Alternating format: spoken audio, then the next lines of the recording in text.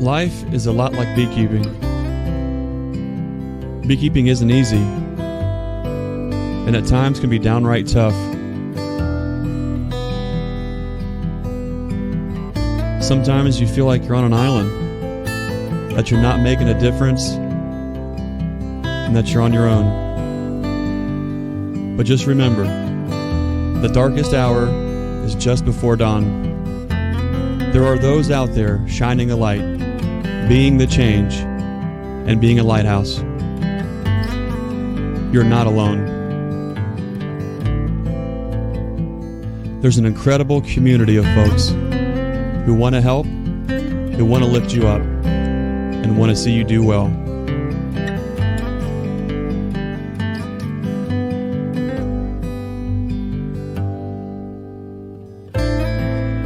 Like the honeybee is to the hive, we're better together. With hard work, if we work together, and with a little help from above, all things are possible.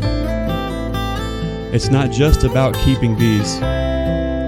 It's about being our brother's keeper. Be the lighthouse.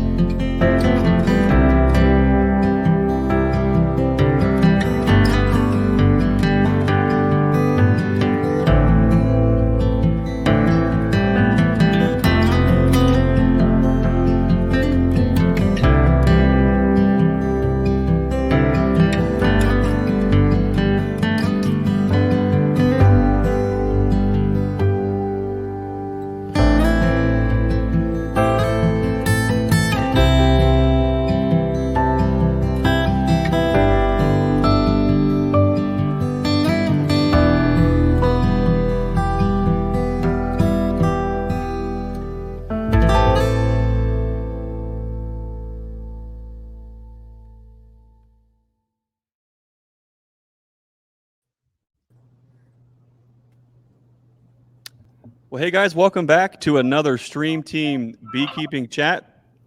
If you're tuning in live from the Nature's Image Farm YouTube channel, checking out the replay later, or checking out the podcast, thanks for joining us tonight.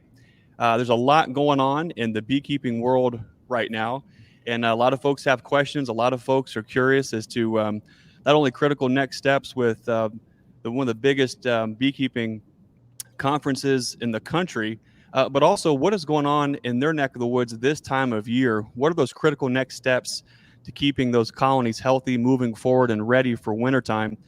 So we thought there'd be no better person to ask to come on to glean some wisdom from, and also give us some updates about the North American Bee Expo. So once again, it's our honor to have the one and only Kamon Reynolds. Kamon, welcome back. Hey guys, you see I'm trying to compete with Brian and Greg right there on the beard. It's going to be a while, I think. Good to be back on, and thanks for having me yet again. Hi everybody, and thanks for tuning in to the Stream Team and Kamon Reynolds, I guess, on the side. So I tell you, if this keeps up, I'm just going to have to be like kind of like Shemp with the Three Stooges. You're just going to have to kind of get that fourth person in there. But all jokes aside, I know we got a lot of exciting things going on.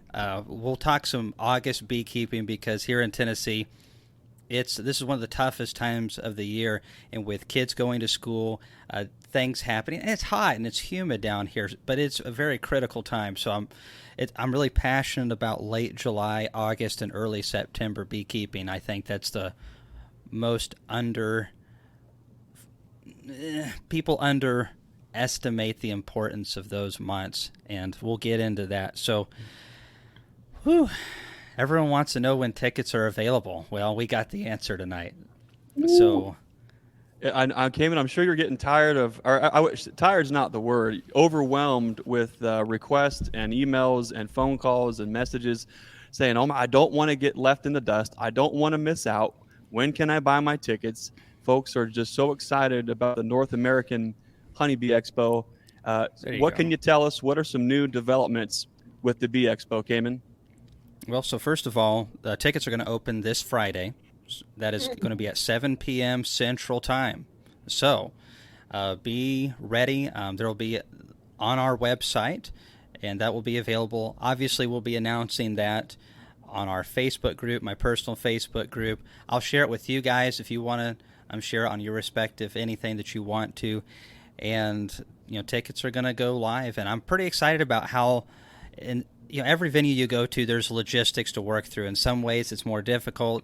In some ways, it's better. And there's some opportunities here in Louisville that are really nice. And I think people are going to be very excited about what we can do this year. I'll go into a couple of those details, but I can't give it all away yet. One of the things I will talk about, though, is vendors. For those who are wanting to be vendors, I've been trying to keep up with everybody who's emailed me. We are going to have the full vendor information available on the 14th, and we have gotten rudimentary stuff out there, but there's a lot of people wanting to come, a lot of new stuff that we've never had before from out of country. I had someone contact us from South Africa this week wanting to set up a booth. So wow. I'm still waiting to hear what they've got, but I imagine it's quite a bit different than what we have here in the U.S., so I'm super excited about that. I imagine that they have I don't know for sure. I haven't really studied a lot of South African beekeeping, but I imagine they're using the African honeybee.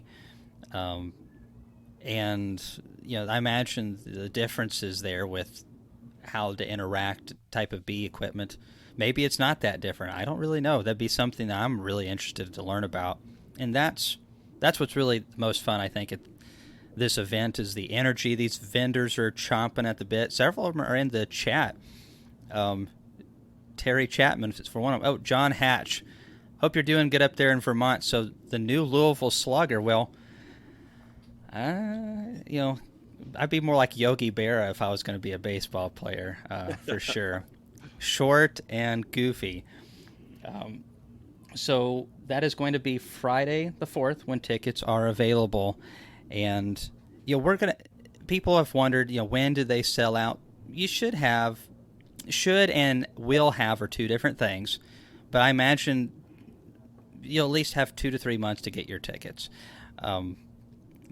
That varies from year to year, and it's gotten shorter as we've done more of these things. Also, so the vendors, August 14th. That's when we should have all the information to you by then. It could be by the 7th. That's what I'm hoping for. Now, the kid program, we also plan to launch on the 14th as well. So if you know any young beekeepers that are between the age of 12, we'll go down to 11 this year. I'm going to drop 1 year. Last year we had a young man who was really cool at 11 years old, and I hated turning him down because of the age group that we set. So we're going to drop it to 11 to 18 years of age. Be ready for that. That'll be announced.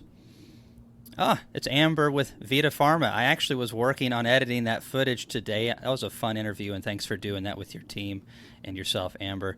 So they're flying all the way from France, so another country represented, and we appreciate what they do, developing products to protect our honeybees. So the kid program, any kids you know of, everybody out there, let them know it's going to be covering their hotel, their guardian's ticket, and their ticket. And right now, based on we're honoring everything that we've had in the past, and so we're probably looking at, by the time the conference rolls around, 30 full rides, and that's going to be awesome. Is there a limit on ticket purchase per person/household? Are you Is Jose trying to scalp tickets? Love it. You're one of the speakers, man. You can't be scalping tickets, man.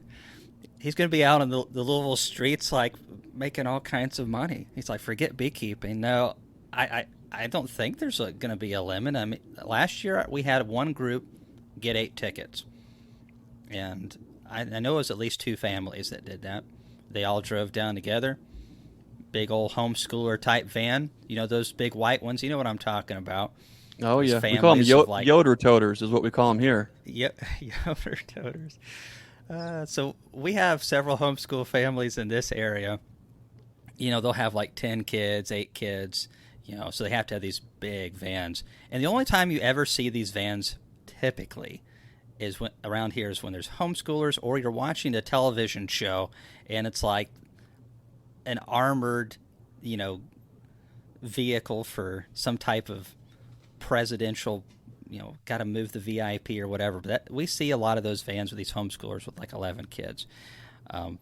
We're also looking into a couple other things. We got a lot of stuff to announce. I can't get to too much. We'll have the hotels announced soon.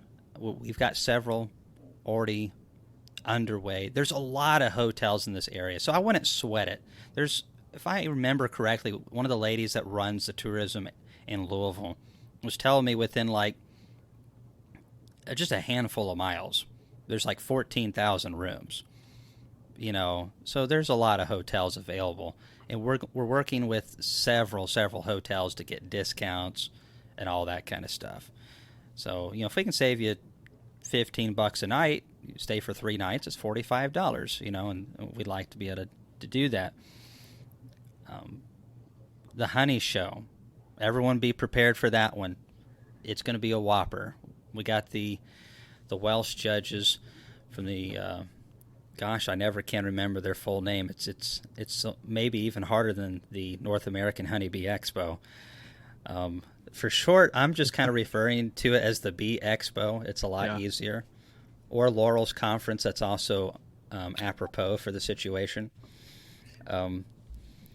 So that's kind of where we're at, but a lot of things in the work right now. Can't talk about all of them yet because there's several things that have to be locked down, but we've got some fun stuff for people who are wanting just to have a fun time and chat with their bee buddies. We're going to have some fun activities off to the side. Nothing mandatory. There's nothing worse than going to an event and then you have all this schedule that you have to adhere to. I've been to some of those, and at our conference, it's pretty free to do whatever you want. If you don't want to listen to any of the speakers, just hang out in the trade show and talk to the guys making the product or talk to another beekeeper the whole time.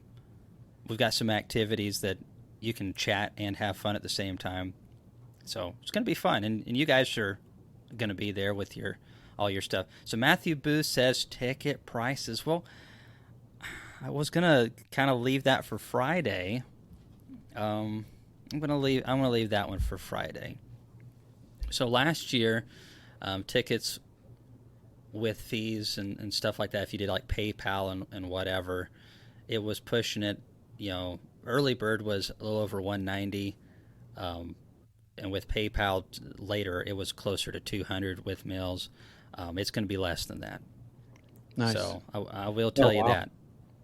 So there's going to be a little bit more options and freedom. This venue lets us have a little bit more creativity, and I like creativity and freedom. I also like food choices. Absolutely. And we're going to have some food choices this year.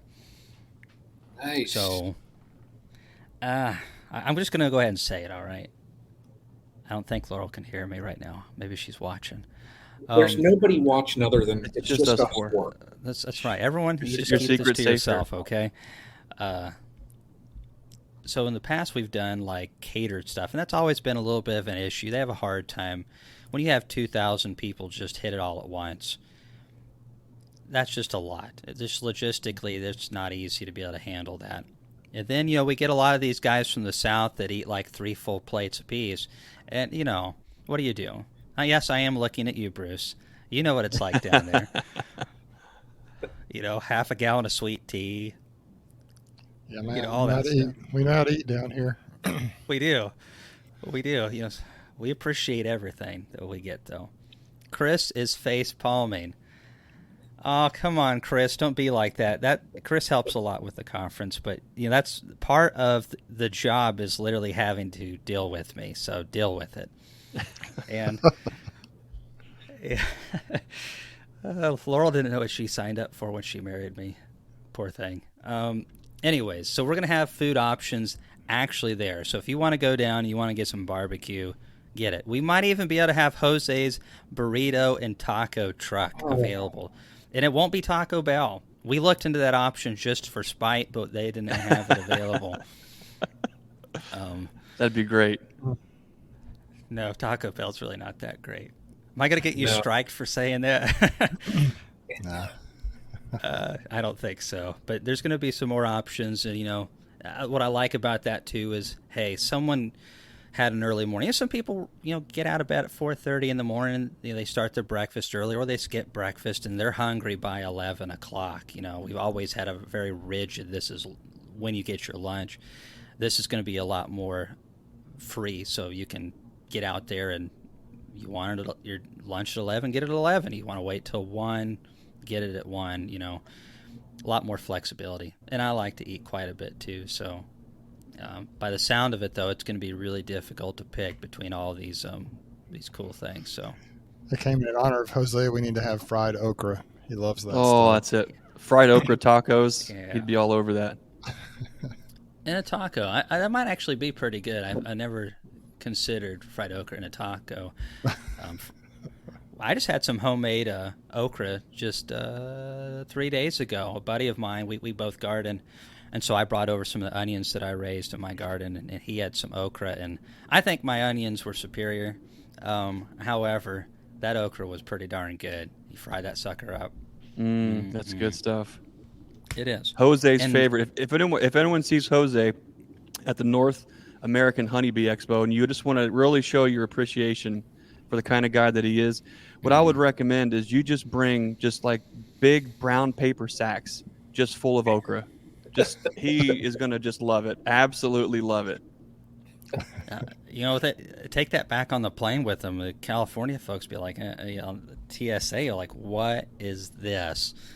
And, I know there's a lot of people in California that knows what that is, but maybe not flying into San Francisco, though. They might be, Tennessee stuff coming this way. It's probably legal there, though. They can smuggle okra in probably. They can get anything else there, I guess.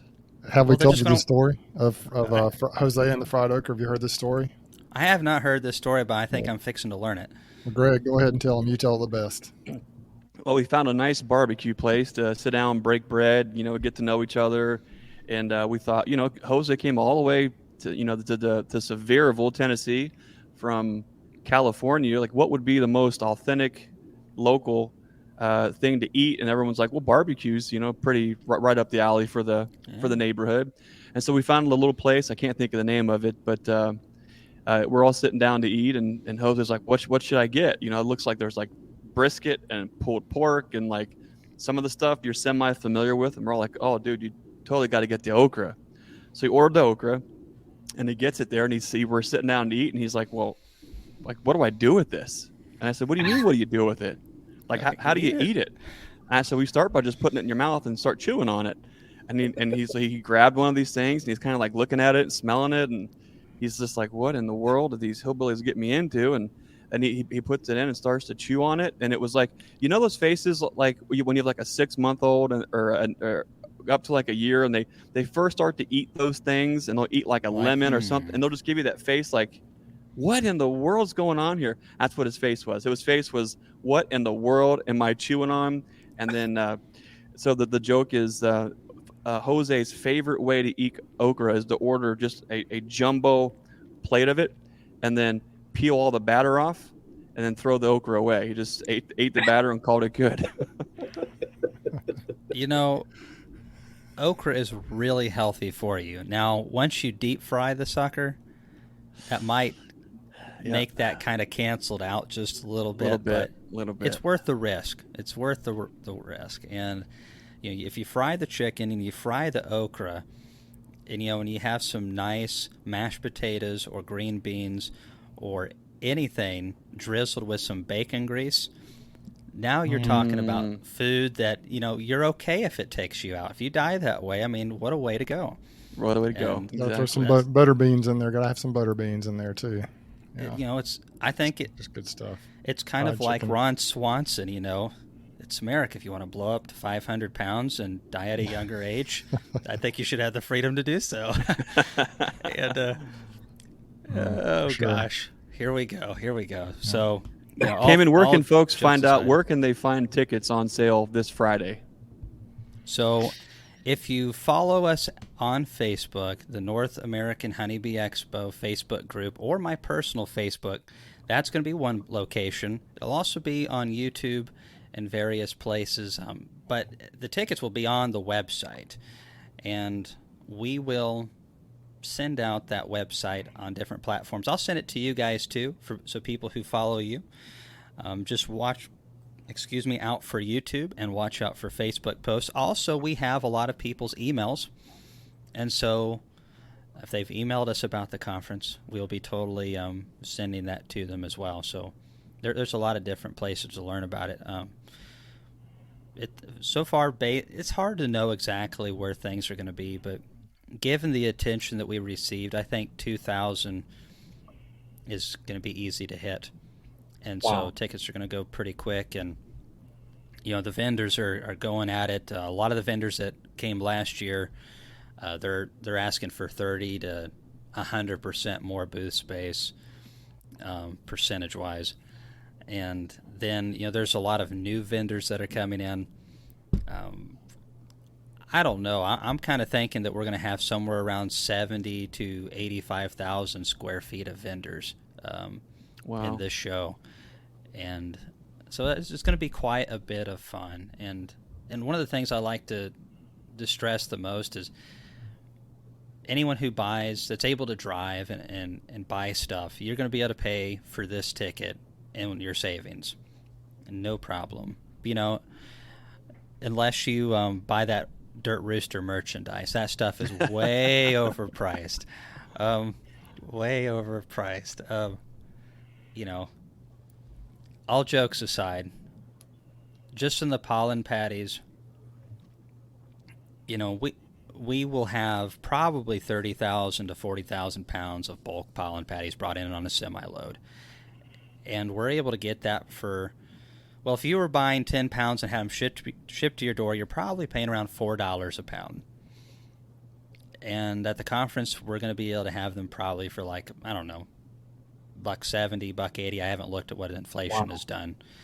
So if you buy, only 10 pounds, well, you'll save half of what you would have online. Or if you buy a bunch, you'll save quite a bit. And then, of course, you guys have a lot of valuable stuff sold at your booth, wax-dipped equipment. You guys going to have buckets again this year and various things.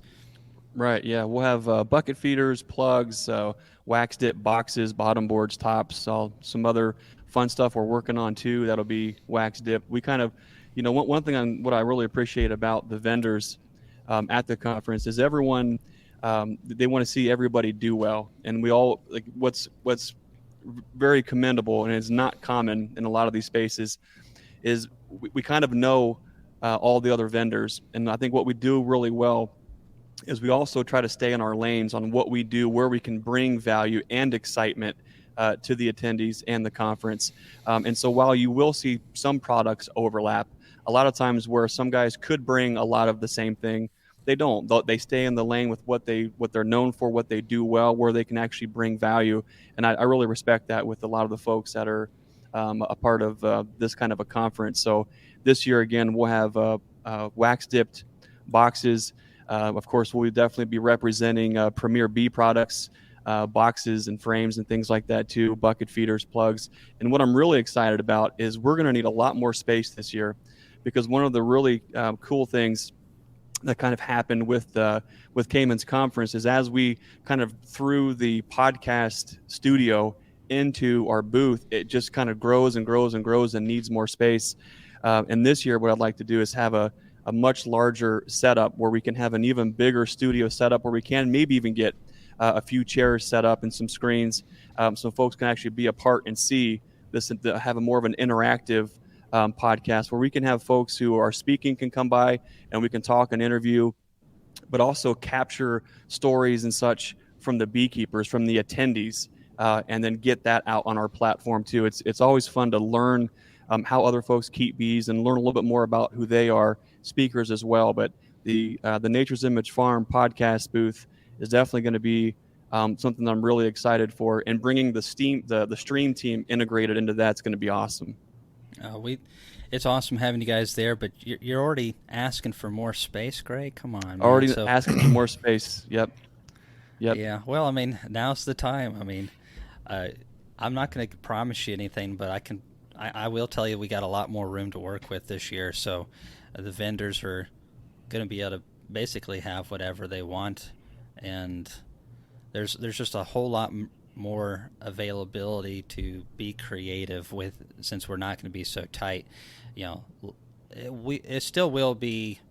I mean, it's not going to be like we're just all really spread out or anything. There's going to be a lot of people in there, but vendors are going to be able to have more room in their booths for people to be able to walk in and get out of the aisles. And this year, I'm going to spread the aisles just a little bit further apart, not a lot further. You don't want them too wide. But I was thinking probably add another 3 or 4 feet between aisles would be nice, because especially for vehicles, moving those in and out of there, when people are pulling a bunch of your wax dip boxes through or something, that would be helpful. And speaking of wax dip boxes, there was a comment about your wax dip boxes from Drew. Oh, you question Greg. is, with the wax dip boxes, can they be re-dipped after a few years? I want more of them from Greg. Well, Drew, appreciate that. Thanks. The thing with wax dip boxes is that's a whole other conversation for a different day. But the long and short of wax dip boxes, there's an enormous amount of science behind it, but more importantly, an art to wax dipping. The length of time, the heat, the products used, it's not all done the same, and there are some differences. But one thing you can expect with wax dip boxes is for them to have more and more of a darker rosy color as time goes on. Now, different types of waxes can turn the boxes nearly black, or you can see mold growth and things like that, depending on the wood species, moisture contents, wax contents, how many solids, the particulars of that is a whole boring conversation.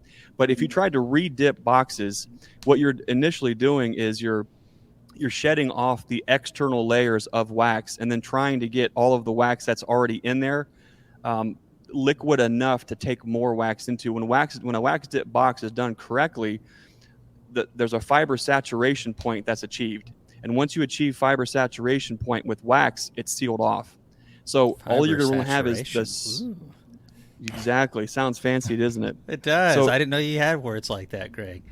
Can you believe that? I wrote that down right here so I could say it right. I just knew the question was coming. Okay. Wrote it down. I Googled it. And so long story short, can you wax dip them, re-wax dip? Yes, you can.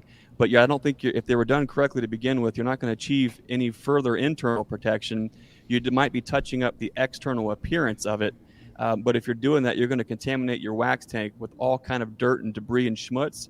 And I'm not sure that's probably the way to go either. But if you want to talk more or geek out about wax dipping, one of the little unknown things about us is we have some information in wood science with some prior businesses, so we can tend to geek out and use big words like fiber saturation point. Oh boy, I'm gonna hear more about this in the future, I'm afraid. But I kind of walked into that door, so now I've got to live with it. Thanks, Kamon. Yeah, no problem, anytime. So Charlie Vance asked, when will the website be up? It'll be up Friday too, and we'll be adding more to it, but there'll be a decent stuff on there already. The wizard Chris Medeiros has been working on that like crazy, and eventually the kids stuff will be on there too. Primarily, with what we want from the kids is just for them to send a short YouTube video. It can be anywhere between 2 minutes to 10 minutes. Basically, we just want to hear from them. And I know might be a little awkward for them. It might be their first YouTube video. We don't judge. It's just going to be probably myself and Laurel looking at them like last time. And trust me, my first YouTube videos were nothing to get excited about, for sure.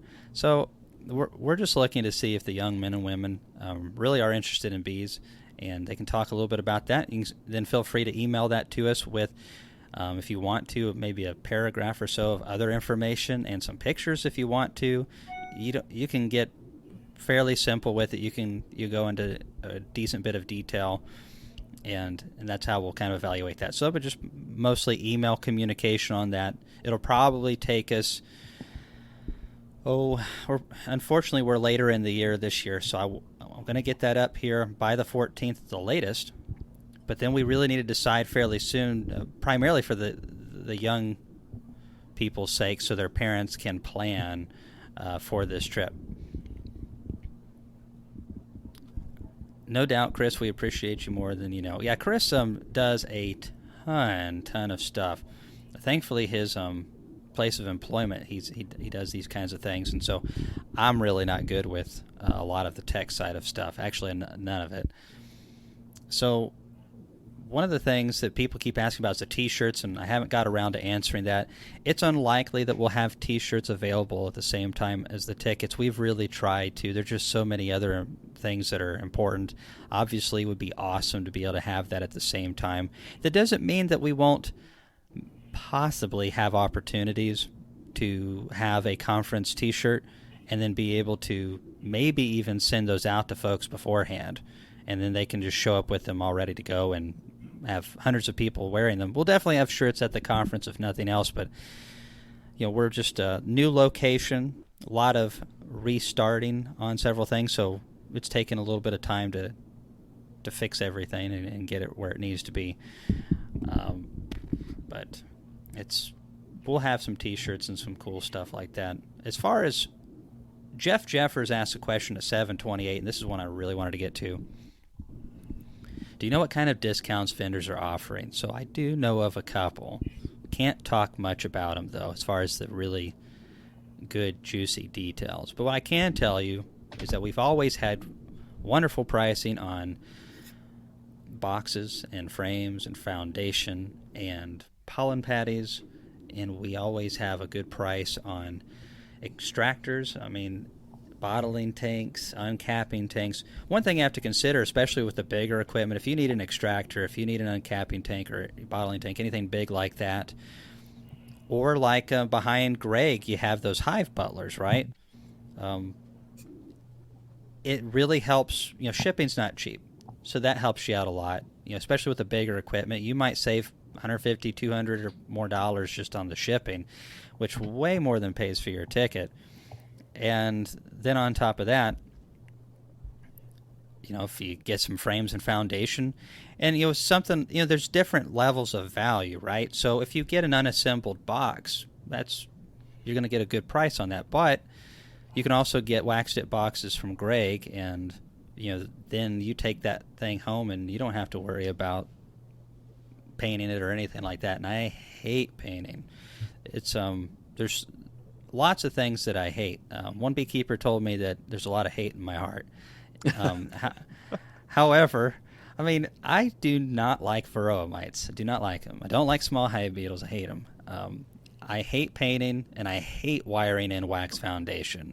I really hate that. Mm-hmm. I have nothing but respect for people who are like purists and they just want the wax foundation.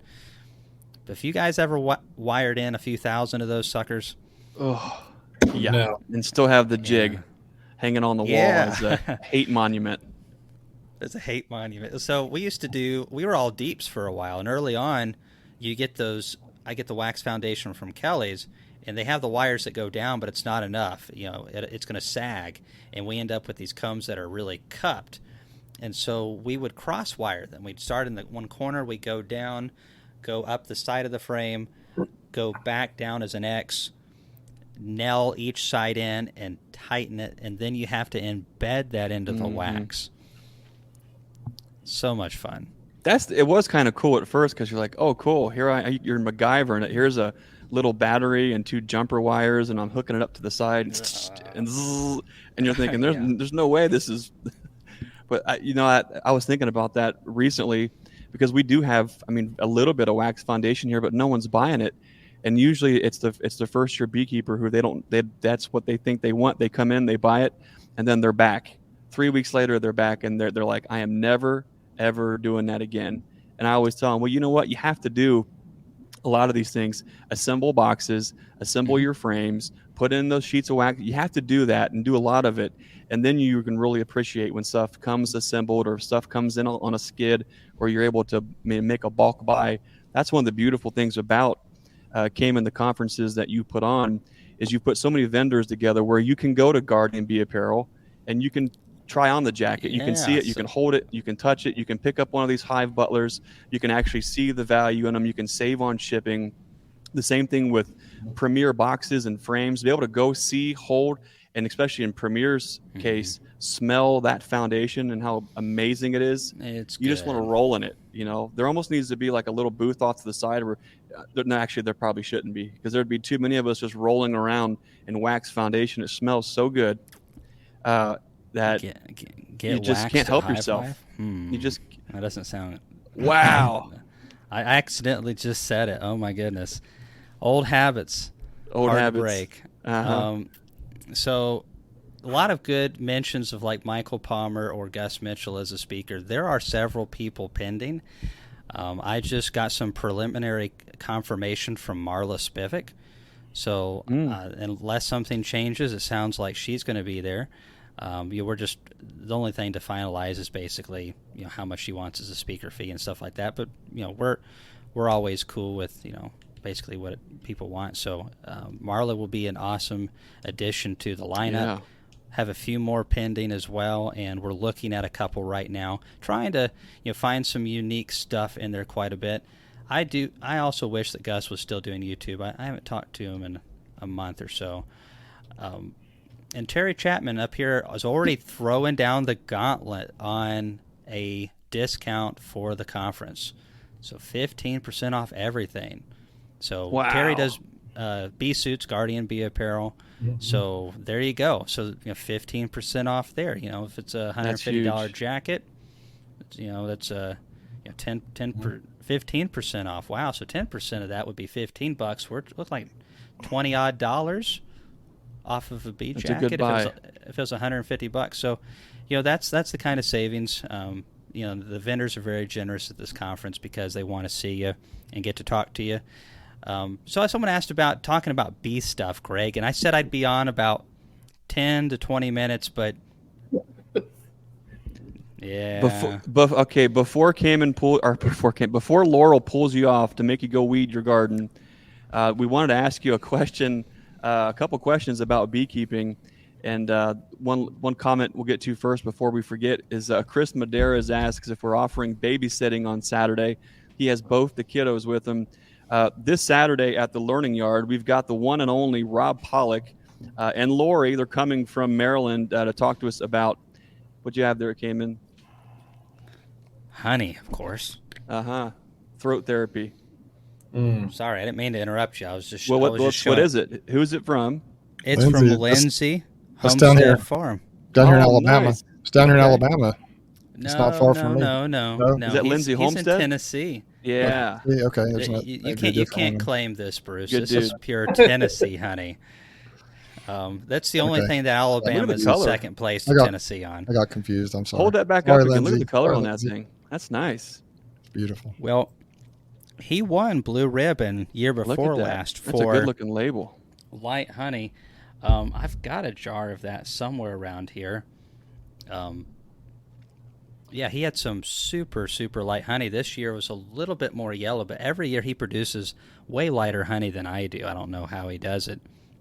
Wow. He just coaches the bees really good.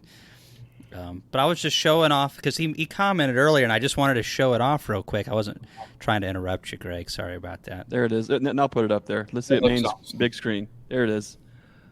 Nice. Look at that label. That's cool. Well done. That's great. Now we get to watch you drink it. Nice.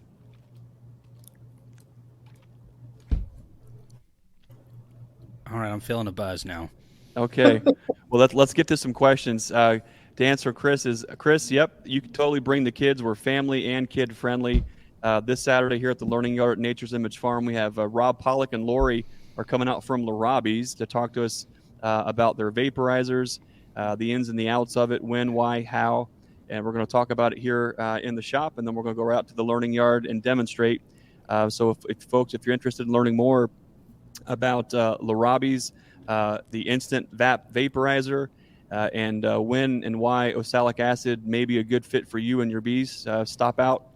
You can go to our website, nature'simagefarm.com, hit the contact us, shoot us a message, and we'll add you to the list of folks to be here. It's going to be awesome. Quick comment on Brown and Daughters Honey. That's in Israel. That's Connor Brown. And he's got a YouTube channel he started up. He just had a really nice video he put up just a few days ago. And, he's check it out. It's interesting. I mean, it's very similar. He's got some bees on cotton and things like that, but just kind of seeing how he's doing things over there. He's originally from Louisiana, I believe, but he's over there. He lives over there now, so it's pretty cool stuff. Nice. Kamon, one last question before we move on to beekeeping stuff. Jennifer Apiary asks, can you tell a little bit more about the honey swap? Is it going to be in glass or plastic? Hey, Jennifer, that's something we're probably going to release a poll for because, I mean, to me, especially if people are bringing it, with them, whether it's driving or if they're shipping it in boxes to the hotel, which a lot of hotels with a certain size box will do that for you. A lot of times at little to zero charge. Plastic makes a lot more sense. Obviously, some people are really think that honey should never touch any plastic and they want glass. So I really think we just need to focus on a common size.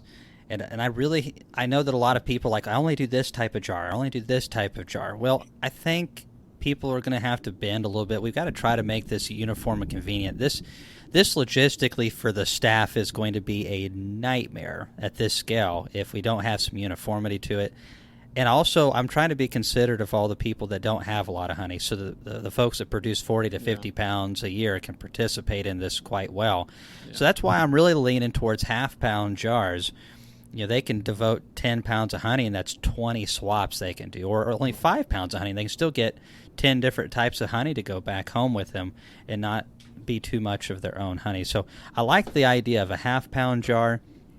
They can be gotten on Amazon. They can be gotten in a bee supply. Greg might even have those in a store.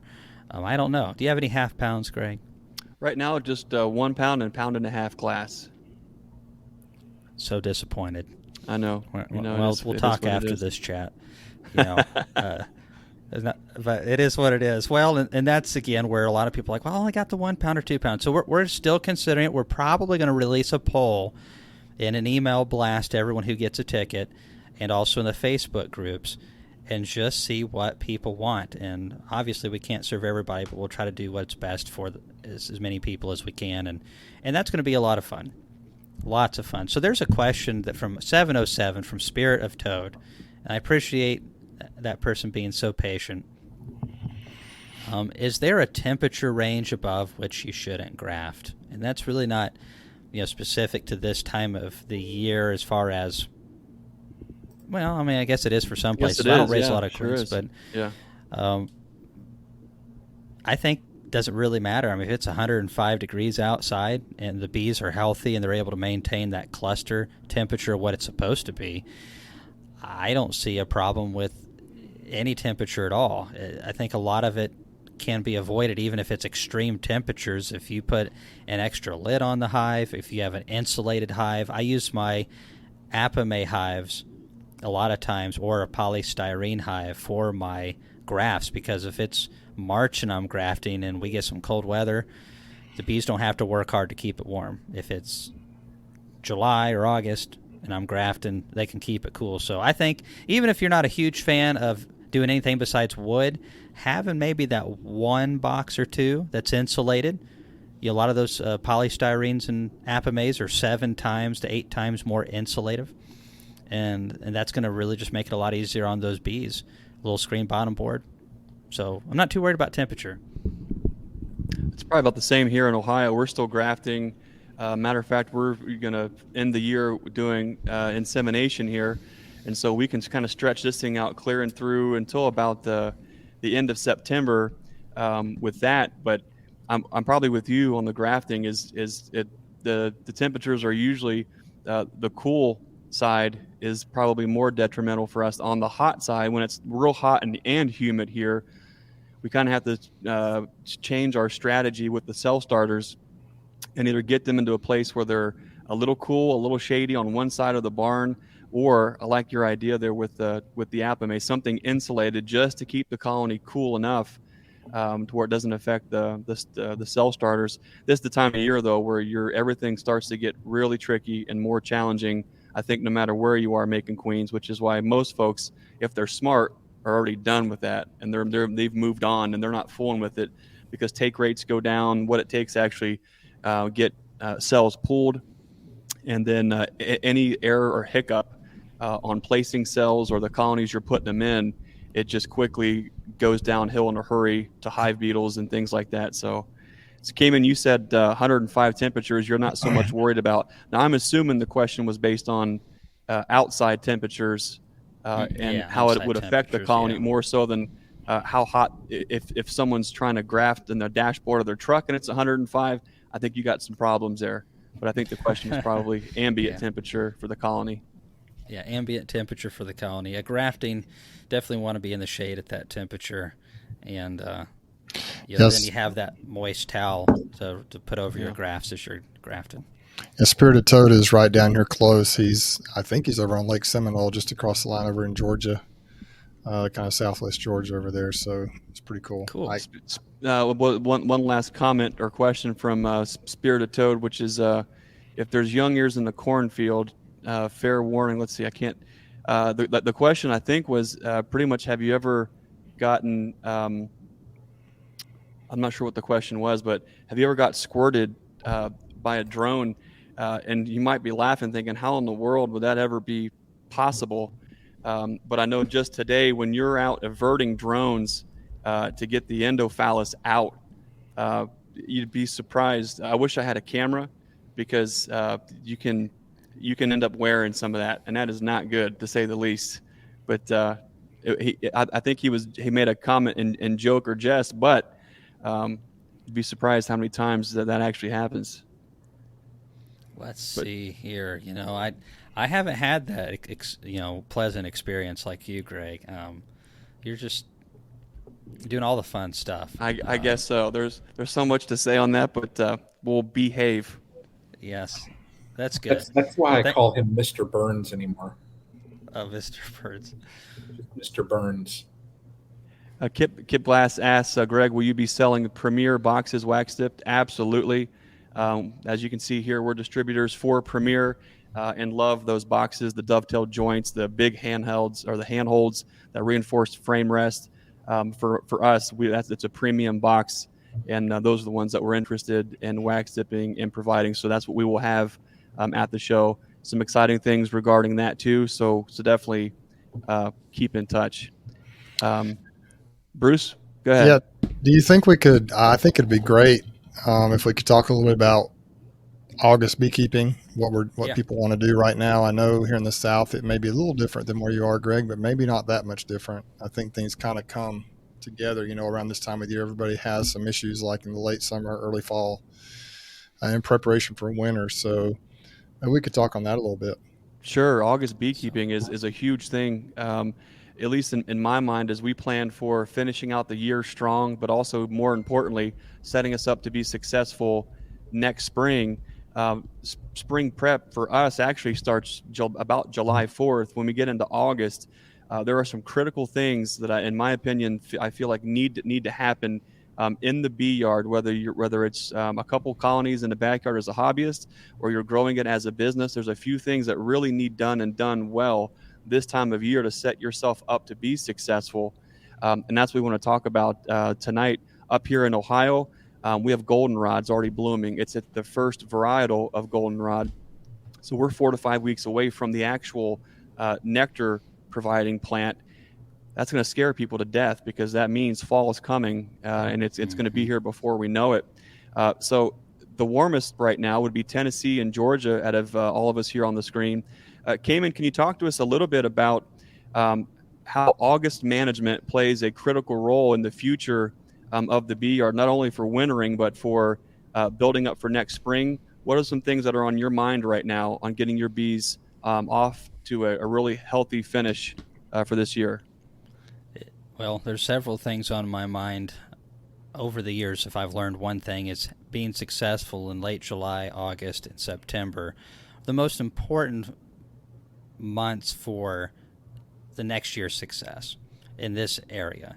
It varies a little bit from location to location, but primarily August and September. If you have bees at the end of September that have a good population, that have low mites and have plenty of food, and they have just this great healthy cluster, there's a very good chance of them going through winter successfully, especially in the south. But what it takes to get to that point, right now it's August. We have very, very little pollen coming in. It's not very nutritious pollen.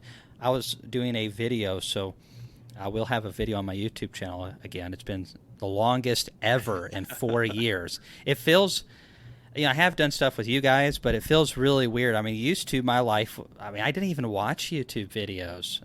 That's when I told Laurel this was a really dumb idea, and now I'm eating those words, let me tell you. But now I've, we started it off, and we were averaging 2.5 to 3 videos every week the first year. And the second year, it was 2.5 videos a week. And so this year has been kind of different. But what I was filming, though, is these brood patterns don't look as good. They don't look like the late March, April, May, early June brood patterns. For you up north, that might be May, June, July brood patterns. But they're not as solid. There's not as much nutrition. And the last thing that we need to happen is for these bees to retrench a little bit and feel like, oh man, we don't have enough to support going to the max that we want. And maybe in August, when there's not a lot of natural food in Tennessee, that max might be 800 eggs a day. But then if you let them get lean on either sugar syrup or honey or something like that, maybe they'll only lay 400 eggs a day. Well, that population's going down, and this is a terrible time for that to happen. Because do you think the mite population is going to go down with that necessarily? Over time, that would inhibit having probably less brood to go into, but in the immediate future, the bee population goes this way, mite population's going this way, and more of your brood's infested because the percentages change. And that's when you start seeing most of your varroa collapses in late September and October. And it's the mites and the viruses. So August is when we do the majority of all of our alcohol washes for the year. And you can do the soap washes too. That's basically the same effectiveness. But we're doing our alcohol washes and seeing where the mites are at. We're going to do some more treatments in August.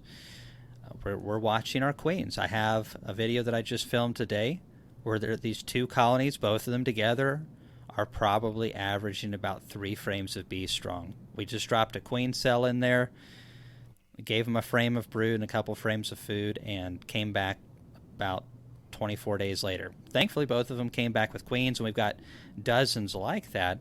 But these colonies are not to build up this time of the year. They're just to go into our big colonies and go, whoa, okay, this queen's not quite good enough. Or maybe if we decide to treat with formic, I've got some formic coming. I just ordered some from Hilco. And, I'm going to be using that. I'm going to look for, to me, like with the product formic, if I get a period where it's like 3 days where it's going to be below 85 degrees Fahrenheit, I'm just going to go ahead and use it. Because what I've come to realize with the Formic Pro product is that if I lose a queen in the low 80s or lower, she's no good. Or I'm applying like a full dose on a nuke or something, something retarded like that. So And that's what these extra queens are for, though, because if I hit those colonies and the queen was kind of old, I kind of need to know that she's old anyway. She's probably not going to overwinter that good, and she's definitely not going to make a big honey crop the next year. And so if that treatment or thiamol or whatever causes the colony to get superseded, these little bitty colonies with these brand new queens just get plugged right in. So it's all about making sure we have a great queen, we have low mites, dead mites, and we have plenty of good nutrition. And between now and winter, your bees do not need to feel any nutritional stress whatsoever, whether that's from you feeding them or nature feeding them. That's pretty much sums up our management. So get out there, get into your bees every other week. Do it. Doesn't have to be a long inspection. See what's going on. Take care of them. Maybe put on some robber screens if robbing's really hard. And if you got yellow jackets, find the nest, organically destroy them with gasoline, and your problems will go away. Tannerite actually is a lot more fun and probably better for the soil. Actually, it's like a fertilizer. I forgot about that. That's true. You just helping inoculate the soil at a faster rate. There you go. Guys, I don't want to. I've already hijacked your thing tonight a ton, and I wanted to give my summary of kind of like our management this time of the year. August is an important month. September is an important month for next year's success. Get out there, get it done. Don't have a heat stroke. Electrolytes, water. This is not an excuse to beekeep without a bee suit either, though. Bees are typically madder this time of the year because there's not as much foraging going on, and there's a lot more stress between colonies, and all of your hornets and yellow jackets are reaching their peak in August and September. So just be safe, have fun. Guys, thanks for letting me take some of your time tonight, and thanks everybody for listening to me. Anything else I need to say before I hop off of here? Kamon, thanks for joining us again tonight. If you have any more updates, maybe take a look at the stream team next Wednesday. Whose channel is that on? Bruce, Brian? Is it? Do you guys remember? It'd be Brian. Brian's. Brian, next Wednesday, 8 p.m. on the Castle Hives channel. Kamon, if you have some more updates, we got an open door there as well. Well, thank you guys so much. Have a great time, and we will talk to you soon. See ya. Okay, Kamon, thanks for joining us. Thanks, See ya. Kamon. So, folks, if you're just tuning in to the Nature's Image Farm YouTube channel, if you're checking out the replay later or the podcast, we just had Kamon Reynolds on from the North American Honeybee Expo to give the big announcement that tickets go on sale this Friday, 8/4.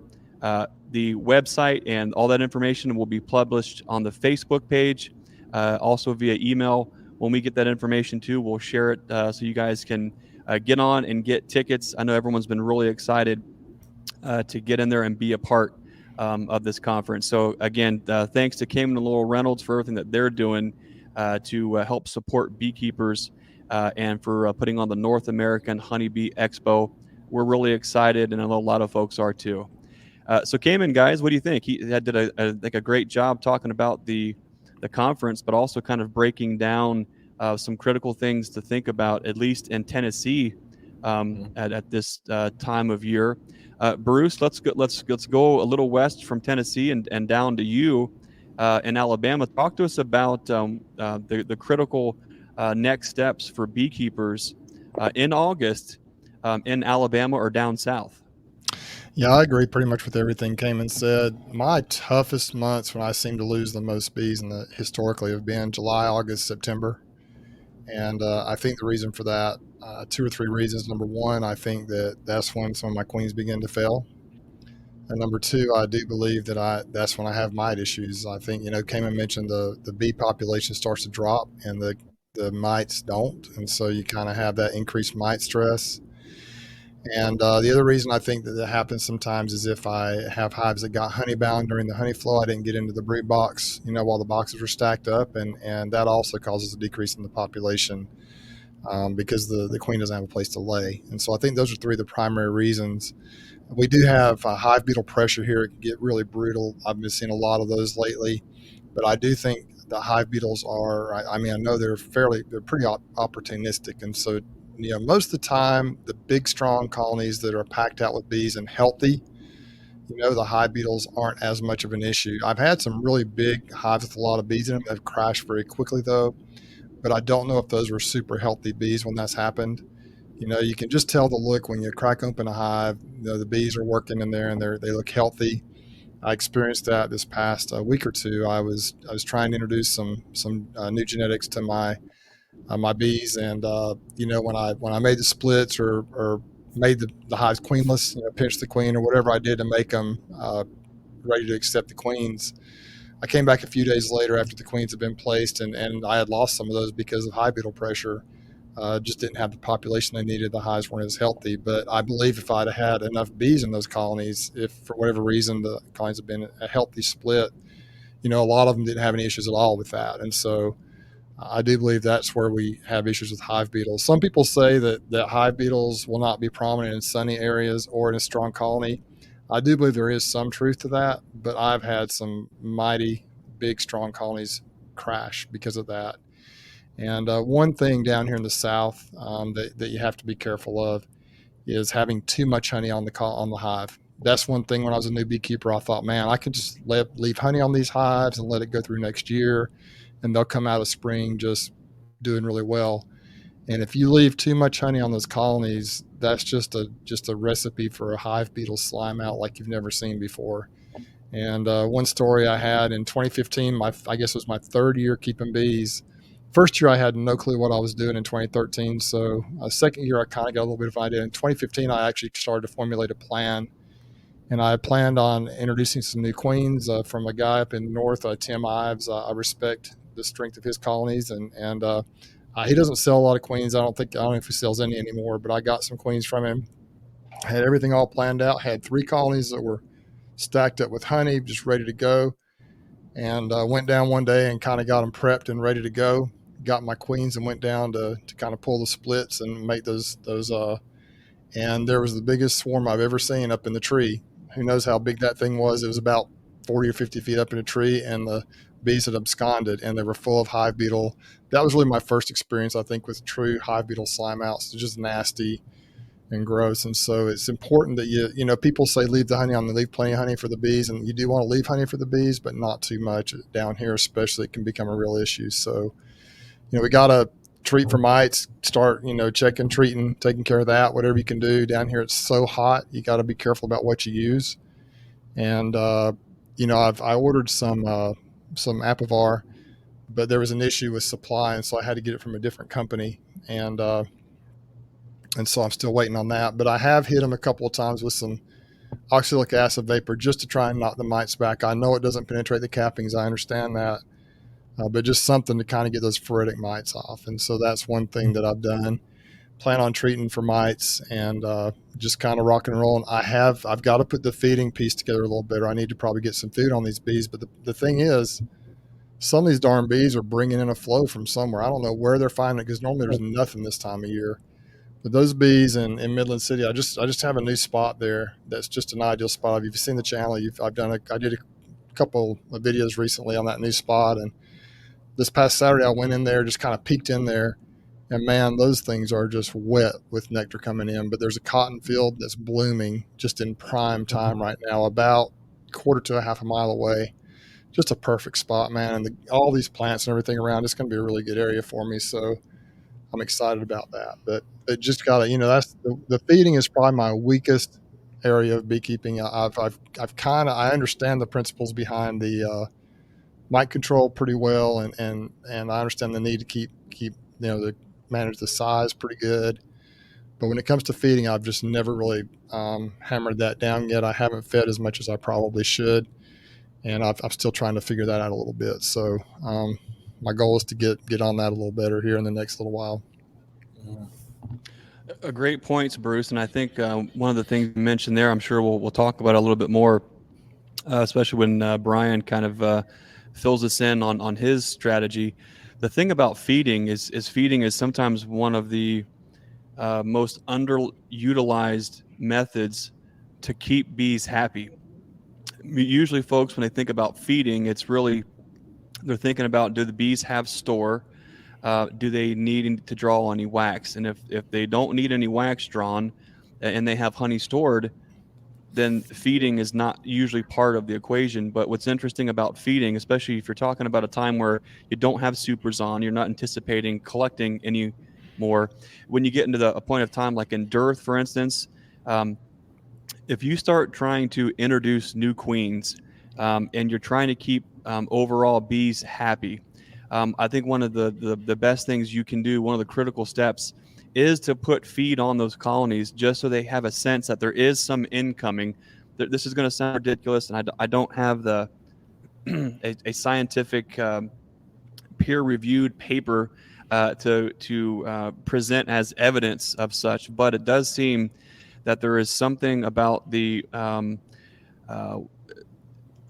not just the essence and vibe of a colony, but when they are lacking, there's a certain demoralized attitude that they certainly have. They can also sometimes get a little extra spicy, or as Bruce would say, chippy.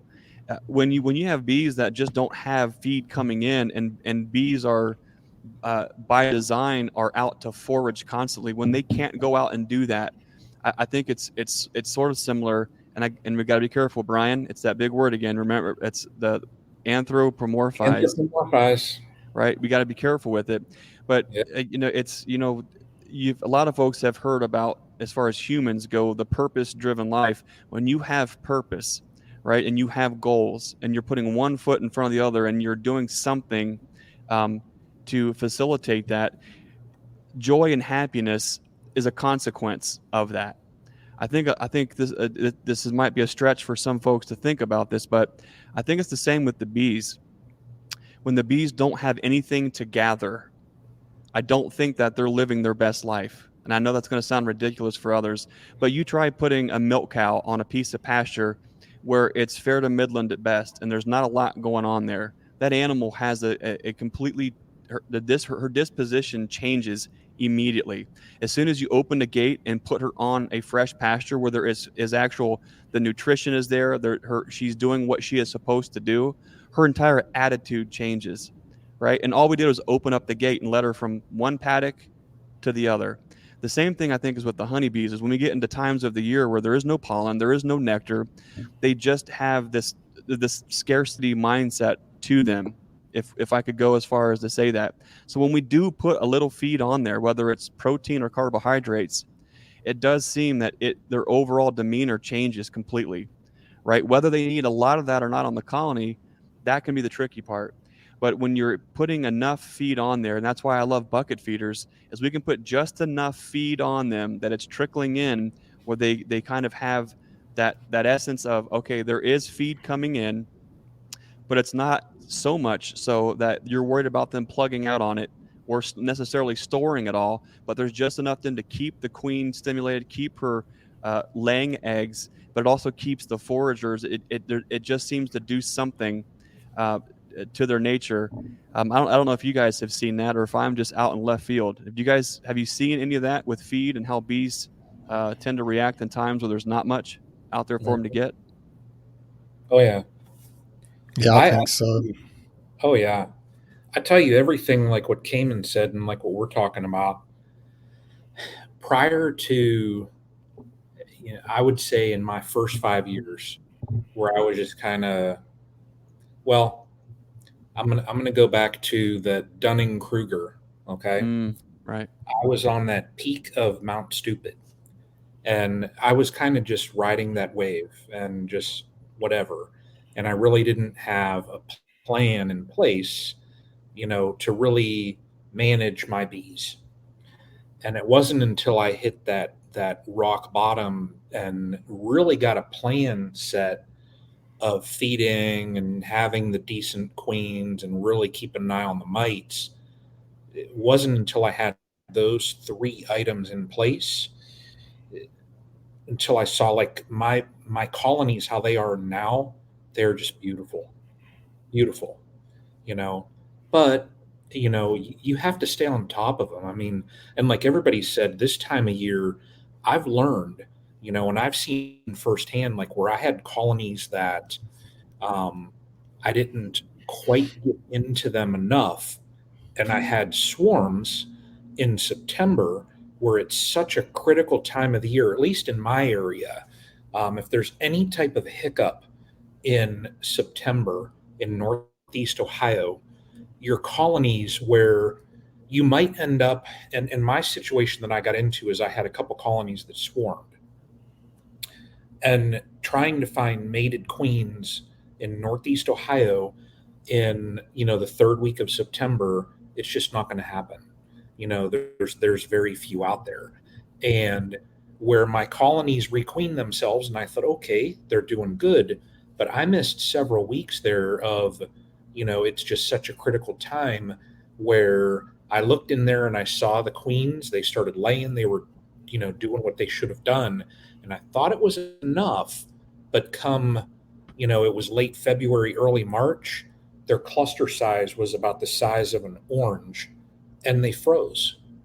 So it's just such a critical time right now that you got to stay on top of them. And like I'm basically doing, I think probably what Bruce is doing as well. Yeah, I see David saying it looks like my camera's clouded. David, I'm working from a laptop tonight. I don't have all of my regular setup, so yeah, I apologize for that. I thought it was a nice smoothing feature. It takes out all the wrinkles and the gray hairs, and look at that. I need one of those too. It's like a filter. Yeah. I look like I'm 30. But, like right now, I'm doing, my OA treatments. It's just, I'm staying on top of them because right now I noticed the last time I was in my apiary, the bees were a little bit more grumpy. And July 31st, I found myself pulling some more honey out of the apiary. And I'm just like, what are you maniacs doing? I really don't want to spend more honey July 31st and August 1st, but if you're not on top of them, this time of year, you're going to end up just setting yourself up to crash, at least in Northeast Ohio, and I'm just specifically talking about my area. And my plan as far as like the mite control right now, typically what I do, and I think I've seen a couple others in chat do the same thing, is they're hitting them with multiple treatments. And I typically will go about every 5 days, and I like to hit them with like 5 or 6 treatments. That way I cover an entire brood cycle. So yes, oxalic acid will not get under your cappings, but if you're hitting them with enough, and you cover an entire brood cycle plus a few days, you're going to knock down those phoretic mites. And then typically what I'll do as far as just management, in my apiary is after I pull off my supers in the fall, that same very day when I'm pulling supers, I'm dropping strips in them.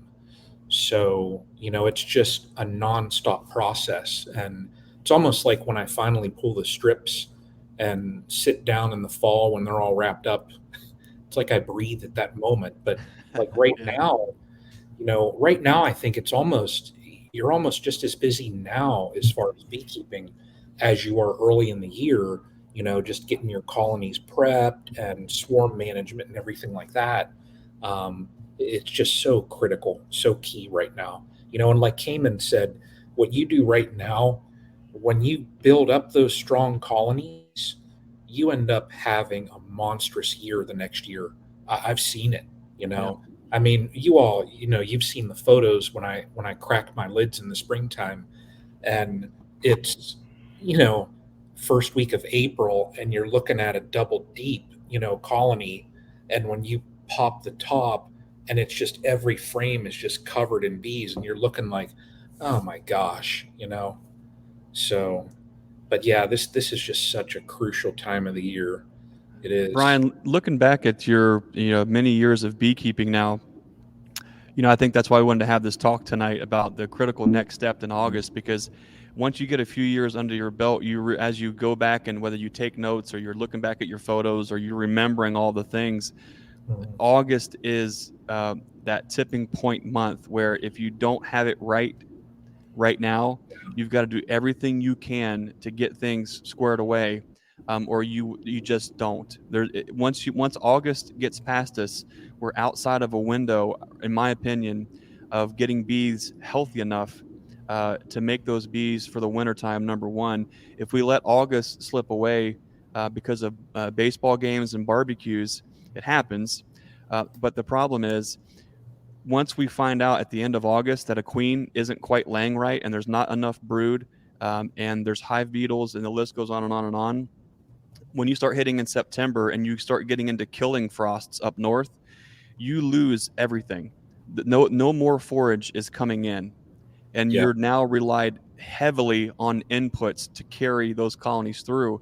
But if we can spend, starting right now this month, accurately assessing colonies, looking at their overall strength, looking at the brood patterns, looking at the queen quality, looking at their overall health, we can start to make those moves forward to either say, okay, this colony, you know what, they don't make the grade. What do we do?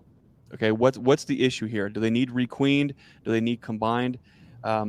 After these several years of experience that you've had now, Brian, when you look back to August, if there was one thing that you could have told yourself, that first year beekeeper, um, what is the one thing that you now do in August that you didn't used to do that you feel like makes the difference on your bees making it through the wintertime or not?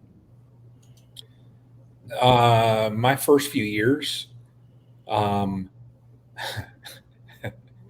I could just laugh, but I never stayed on top of the Varroa. And Mm. I use August right now is my month where, I kind of almost do similar like Cayman. This is the month where I'll do washes on every colony. Now, other months, I kind of just judge it. I'll go to my larger colonies, do a wash, and I'm pretty much the person that I just say, well, if I check half of my colonies, um, you know, and whatever my counts are in those colonies, um, and I'm going to I treat them all, you know. But August, I will check them all, and I probably will, gosh, 5 or 6 rounds of OA through August.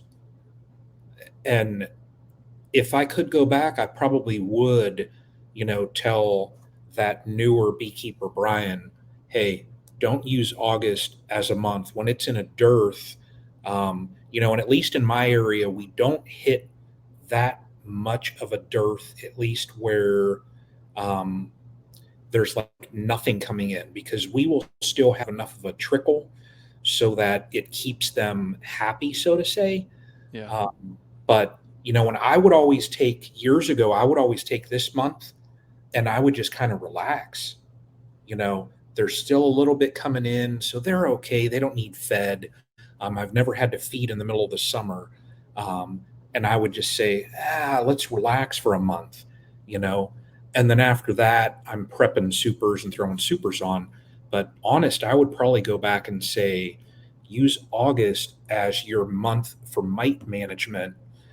That way, your colonies, are situated uh, in more of a better spot, going into that fall and then going into the winter. So yeah, Spirit of Toad. I'm Northeast Ohio, so where my apiary's at, I'm um, gosh, hour south of Cleveland. So we get where I'm at. We do get a little bit of that lake effect stuff off of Lake Erie, but not as bad. I'm a little south of that, but yeah, it's Northeast Ohio. But yeah, seriously, Greg. I mean, it's like right now, um, man, it's so crucial, And then also, what I would say too, as far as afterwards, it never really clicked in my head. And look at this, everybody's just dropping off. Bruce, he done bolted. Greg now's this empty avatar thing. So this is the Brian show. But what wow, look at that.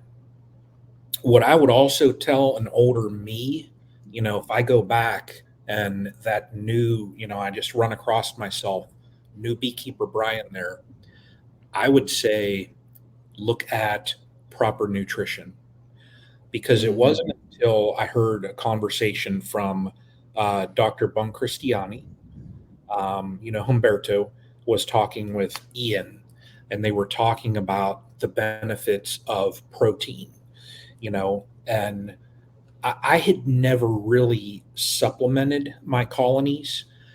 And some of the points that they made were, like the number one thing that I always go back to is, and as well, Greg, about Ohio weather. Ohio weather is like a roller coaster. And right now, when you're in that critical time, well, what if you end up with rain for Mm, 5, 7 days, 10 days? If you have nothing on your colonies and they need to build up, where are they going to get their food? right. So when you end up having patties on your colonies, when you end up having syrup on your colonies, your colonies they're not slowing up. You know, they're basically, they have that grocery store right there. Yeah, they'll prefer to go out into Mother Nature and forage on what Mother Nature gives them. But when you get into those weather situations like we do in Northeast Ohio, I found that has really set aside from my mite treatments in August. I think it's that nutrition and the supplements, towards getting into the fall I throw my colonies, I throw that nutrition at them. So, but then part of the nutrition too, I use the Hive Alive. Those Hive Alive supplements, and you've seen the benefit of it in your apiary. Man, they have helped out. So, really have helped out. Hey, Greg, I got a couple of quick comments and then a question for you. A couple of questions. First of all, um, someone asked earlier, you may have addressed this while I was off here for a minute, but someone asked about putting a little bit of bleach in the sugar water and the syrup. And I've done that. I think it's a quarter of a teaspoon or per quart, like a teaspoon per gallon or something like that. But I can't remember what the dose, but it really does help to prevent that fermentation. It doesn't hurt the bees at all, and I've had good success with that. But I will say the Hive Alive supplement has that thymol in there, which has a similar effect, I believe. When I had Kamon on here a few weeks ago, just on a one-on-one chat, he talked about using that. Uses straight up sugar water, and then if he has to store the feed, he'll put the Hive Alive in there because of that storage component. But one thing I wanted to ask you, this is what I deal with this time of the year. I've got colonies that have, just say it's a double deep. Well, just for example, you got some double deeps or deep in a medium that the entire top box is full of honey. 2 or 3 frames in the bottom box are full of honey, and then you got that nice little brood nest in the middle. So they're set up just about perfectly. The hive sitting 3 feet away to the right or left of that colony has very little food, very little weight, maybe 2 frames of honey total in the entire colony, if that much. Down here, rarely is there a problem with pollen. I mean, these bees pack. There's always pollen in the colonies. I rarely have ever seen there be an issue with pollen. So how do you, when you're trying to feed your bees, you mentioned that the bees are happier with that food coming in, whether you're using bucket feeders, whether you're using in-hive feeders, whatever you're trying to use, or even open feeding. Do you go on a case-by-case basis with that, Greg, or do you just let all of them have a little bit of food? Do you equalize the food between the colonies? How do you manage that situation? Because that's what I run into. I'm like, well, this colony weighs 50, 60 pounds. This colony weighs 15 pounds. So Yeah, that's what I deal with. How do you, that's what I kind of run into. it's a great question. I tell you, a lot of my hard lessons learned growing a bee yard had a lot to do with feeding was the biggest thing. I think Brian touched on that too, as far as nutrition goes. And I never really understood when to feed, um, why to feed, and then how to feed. And until I started seeing enough negative outcomes in the bee yard, it wasn't until I started to kind of clue in to some of those things. Um, why to feed is very complicated. I'll start with a very humbling Greg, you're an idiot story from yesterday. So here I am out here, and this is, it's getting late in the year, and shout out to Ricky Rorick. Bill Kurtz at Grumpy Bill's Bees. Who else is on here? Phil from Cedar Ridge. And let's see. And then what else is on here tonight? Dean McCoy is usually on here. And there's a few others. We sent queens out today. And I want to say thank you for those. And Redfish commented, thanks for the Hive Alive. We appreciate your business. We're out yesterday getting cell starters built, specifically tuned up and built for this weather. And so in doing so, we are just certain manipulations that we're doing with colonies so that they will more readily take and draw out queen cells and do it in the heat so we can keep making more and more queens, especially over the next month as we make a lot of virgins to inseminate here on the farm to keep specific lines moving forward so we can really launch those out next year. I made a huge mistake. And here I am out in one of these colonies, and I'm going for the queenless starter, queen right finisher, but I'm building it fresh. I've let this colony build up now for quite a while, build back up, and kind of get them to a place where they're healthy enough to do all those things. So here I am going through both these boxes. I'm trying to find the queen, because I like to put the queen and the brood on top over a double screen board. And it's really handy if I can just find the queen and put her up there. I can shake some of the extra bees down in the bottom box. Next day I can come back and I can graft. Well, I wasn't finding the queen. And sometimes I just move on to the next colony and I'll get the next one set up. Well, I was being stubborn, and I'm going through every frame, every box. And by the time I went through each frame twice, there was 2 frames of honey that I needed to pull out of there so I could make room for my grafts. And so I just set them on the pallet, leaning up against the colony I'm working. And I'm telling you, within a minute of doing that, it was like World War III for bees. The entire back of the barn and everywhere was nothing but a cloud of bees. And I mean ferocious. Like, they just like that quick. And so here I am trying to get this colony set up as a cell starter, and here are thousands and thousands and thousands of bees looking for a free lunch. Well, in that situation, I had called Yappy. I was talking to Yappy about something on the phone, which reminds me, guys, we have a little something to tease too. So anyways, I put the hive back. I moved the frames completely out of the way. But in that short amount of time, all those bees went from robbing out those nectar, those honey frames leaning against the colony, to testing and seeing what's inside of those colonies right there too. I had just put a frame feeder in one of them and filled it with a thinner syrup. And it only took a few minutes for the whole neighborhood to know that colony, which was a double deep, had open feed on the inside, and it just turned into a melee. So tomorrow I got to go back in there and see what kind of damage is done. I've got a feeling there's going to be nothing. There's going to be decapitated bees and a pile of just carnage on that bottom of that pallet because of the kind of traffic that was inside of there.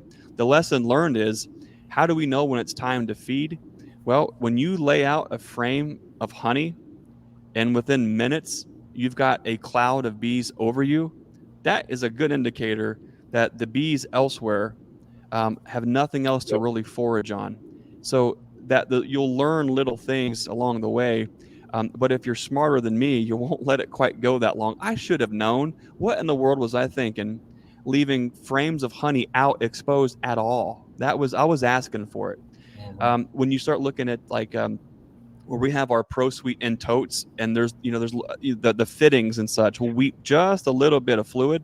And whenever in the morning when I go out there, when I see a cloud of bees like at 8 o'clock in the morning on a fitting, trying to slurp up any syrup, I know there's nothing going on. When they're there at noon and then also 4 and all day long, that tells me there is nothing producing enough for them. The white clover is going through little ebbs and flows where it starts to pick up after rain, and there's just enough.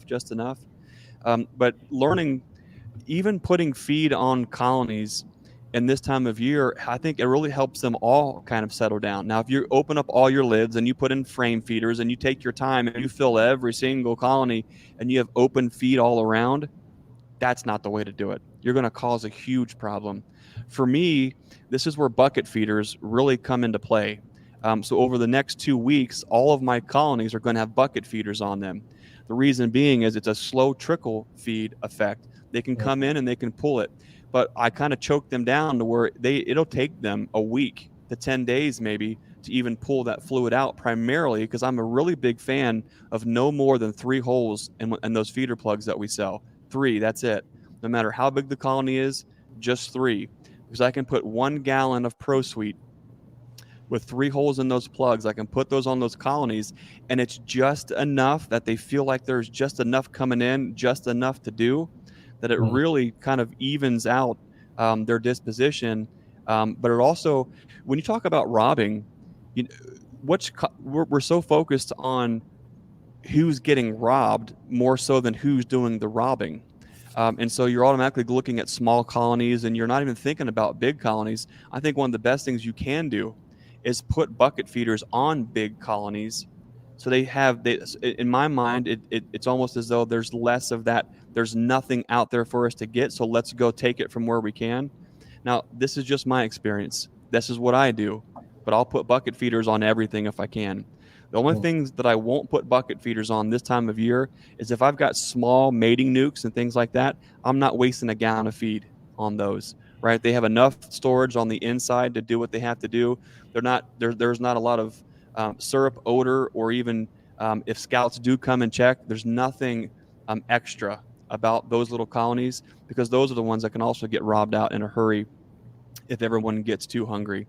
So looking for signs along the way cues you into, okay, now it's time to feed. You're not just looking for storage though either. Just because your colony has honey stored and things like that, we already talked about their attitude. Keeping some feed on them this time of year, I think, is really helpful, especially when you get into right sizing your colonies for the wintertime. Do you fellas have a certain size configuration that you prefer going into the wintertime? Bruce, is there a certain size configuration that you kind of shoot for to get your bees for the wintertime? Like, what's too big? What's too small? I try to get mine at large. The largest ones are double deeps, typically, and then they all the way from that all the way down to 5-frame nuke boxes, depending. I just want to make sure I kind of decrease the space so the bees can, that's what I usually typically do. My favorite configuration probably, and it's kind of difficult, is like a deep and a medium if it's a good strong colony. I also love 5/5 nukes. They do really extremely well down here in the wintertime. 10 frames basically, but stacked on top of each other. Maybe that's because of the heat. I'm not sure why they do so well, but I just kind of manage them according to the number of bees in the colony. With the pollination bees that I was sending off before, they all had to be a certain size, so I tried to build them up into that proper size.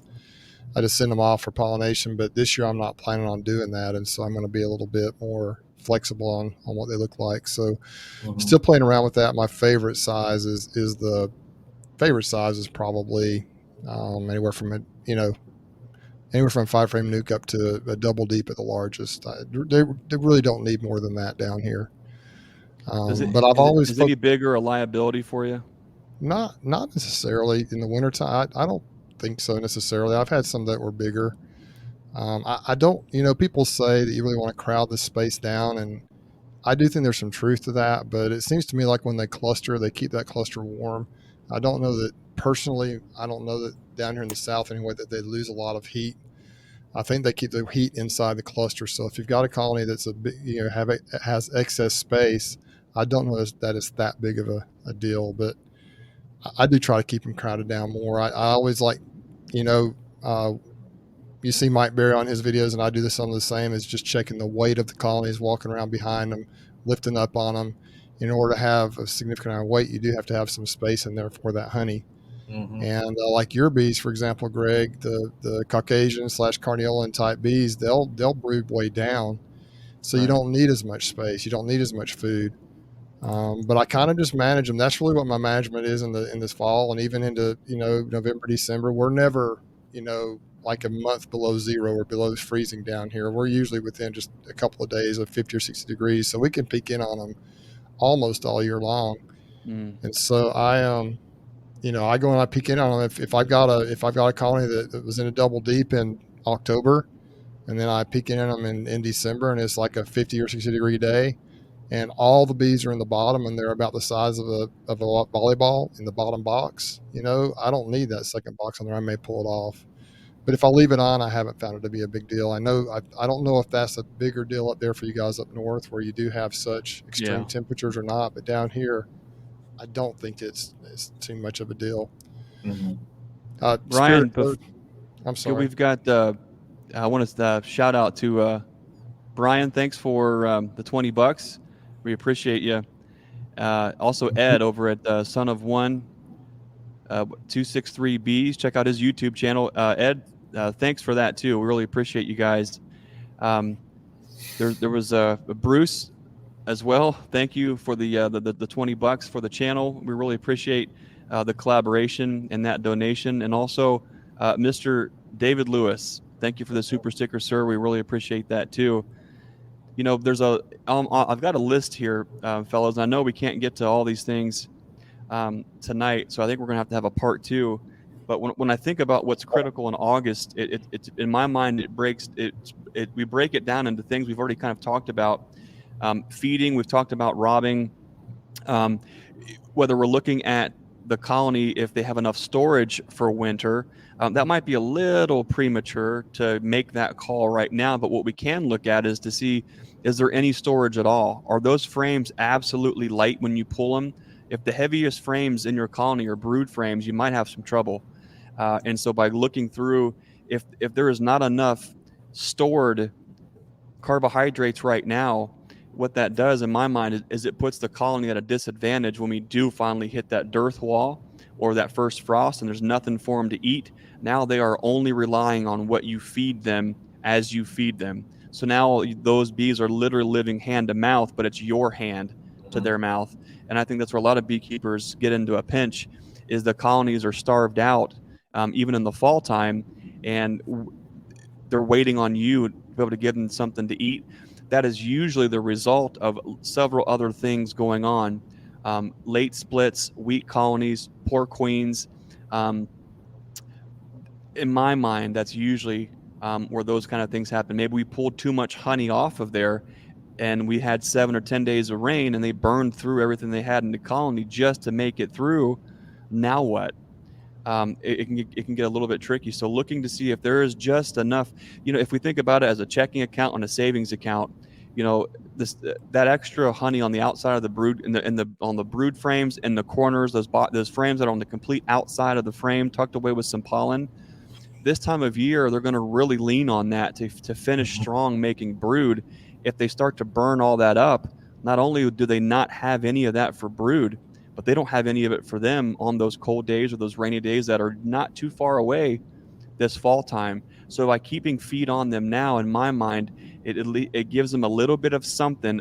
It creates a little bit of a buffer, just enough of a food buffer where they've got a little bit in that pantry. They can kind of keep doing what they're doing. And so feeding is one of the biggest things. And especially for me this time of year, I know a lot of folks, we're starting to get a lot of orders now, starting to come in for all the Hive Alive products.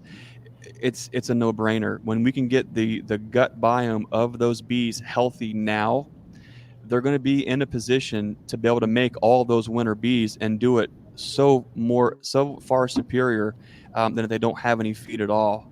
And so that I really do think there's a lot of opportunities for Hive Alive, especially because of the thymol, to keep their gut clean, and just to help give them, that best foot forward. I want to shout out for old Lee at Kodiak Farm for the super chat. Thank you all for the chats, Lee. Thanks for your continued collaboration.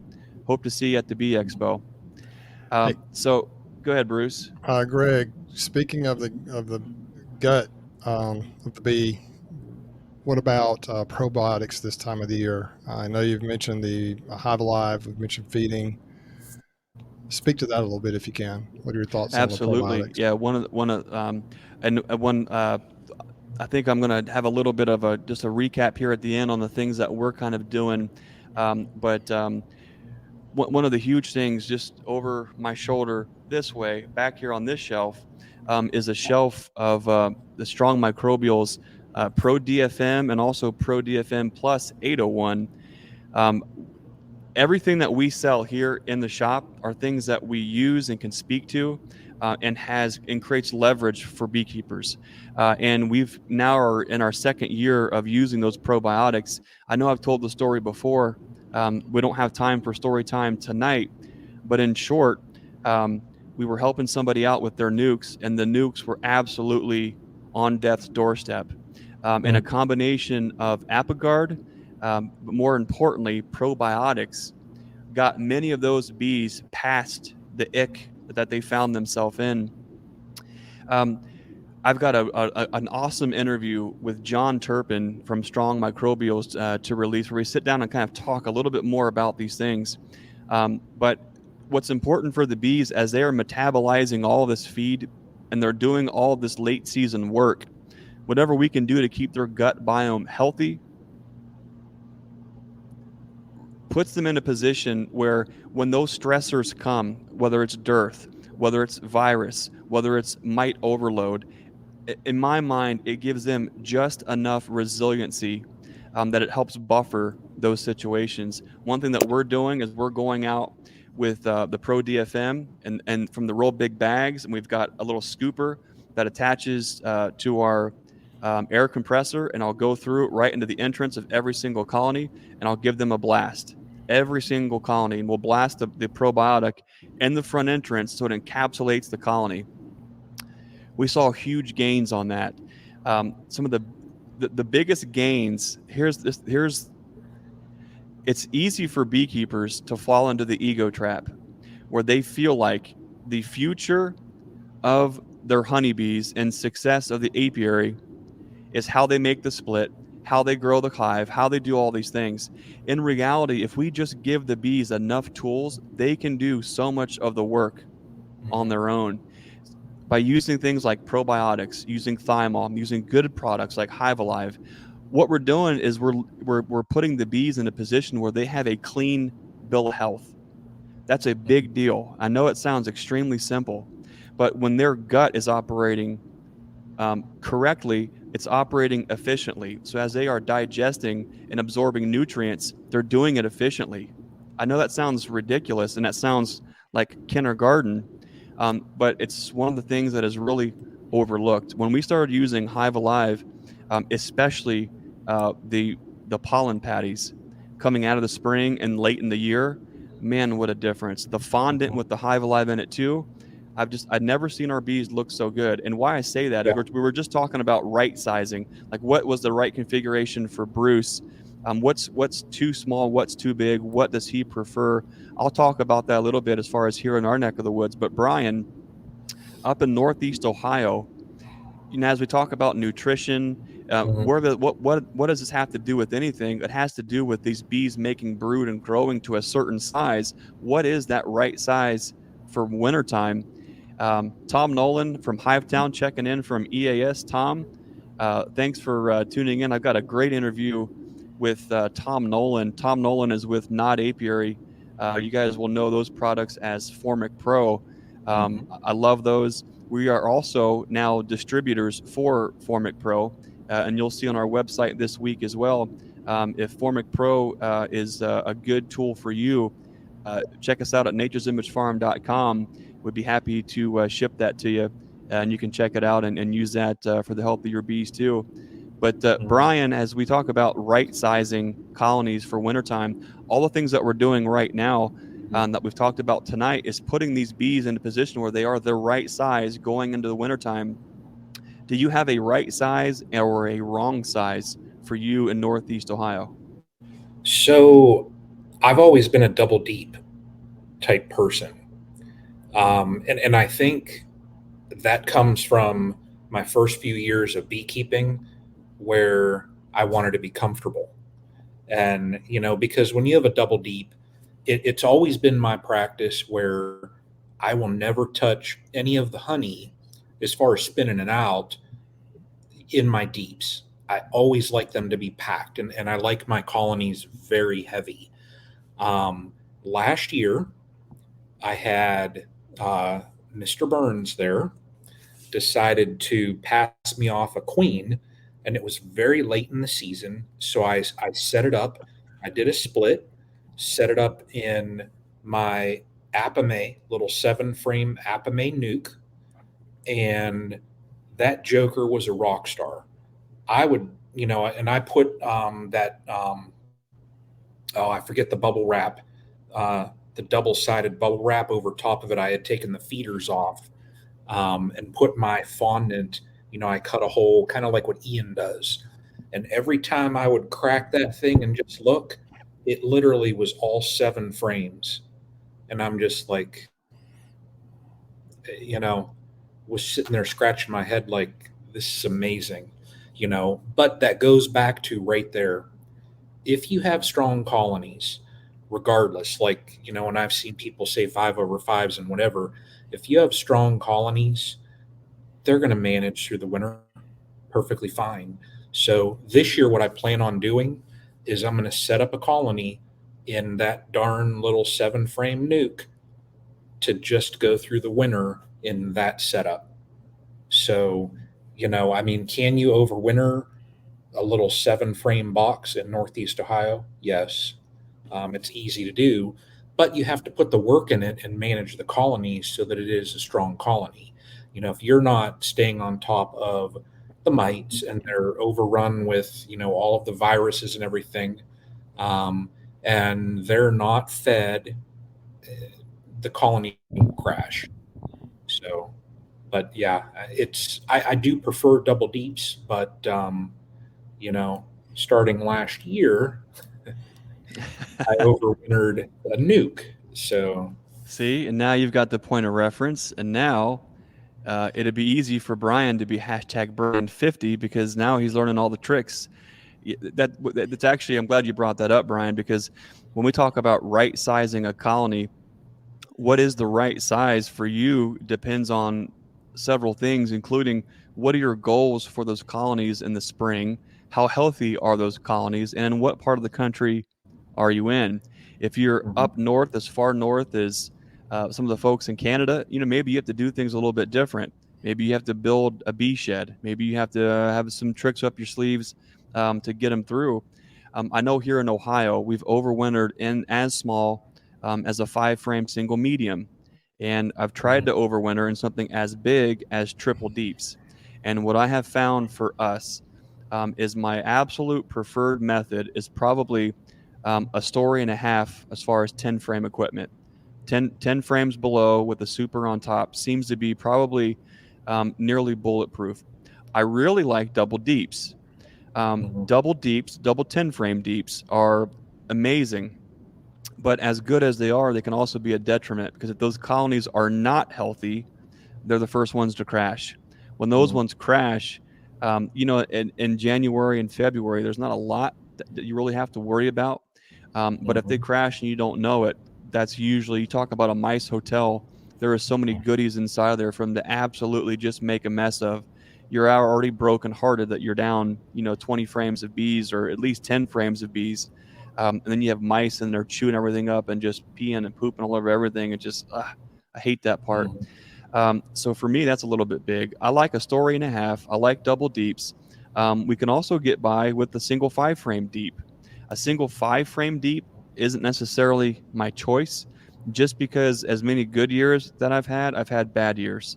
And because of that, what seems to be the most even across the board is probably a story and a half. So a 10 frame deep with a 10 frame super on top seems to be just about perfect.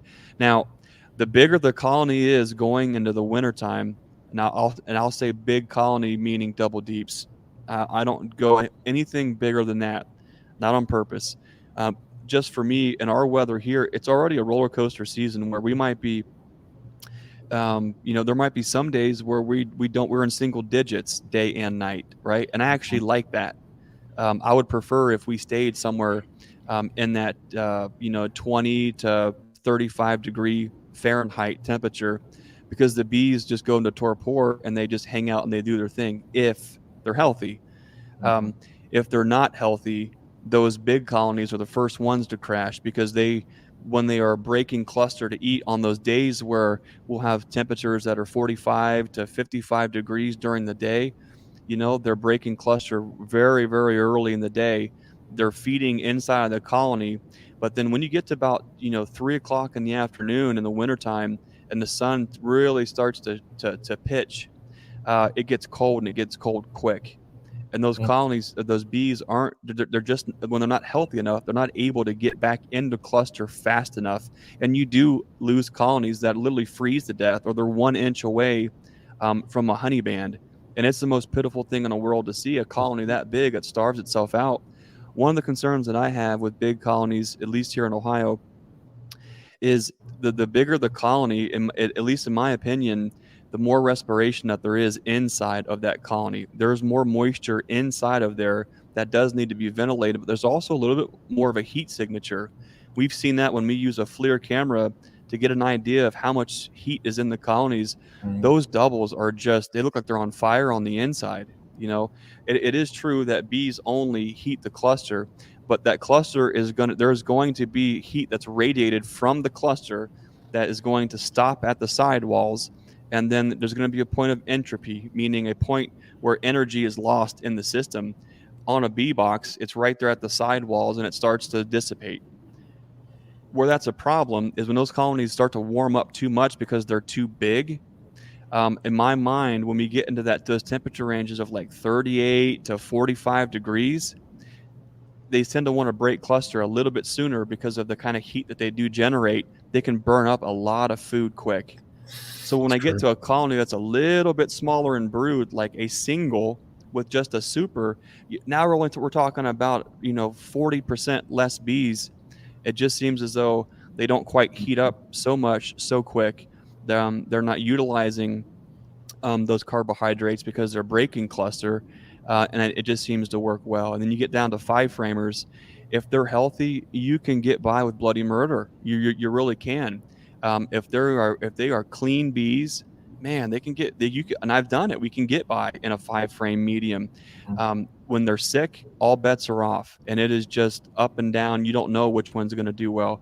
What I will say, what I want folks to kind of consider, though, as this August is the most critical time to right size your colonies.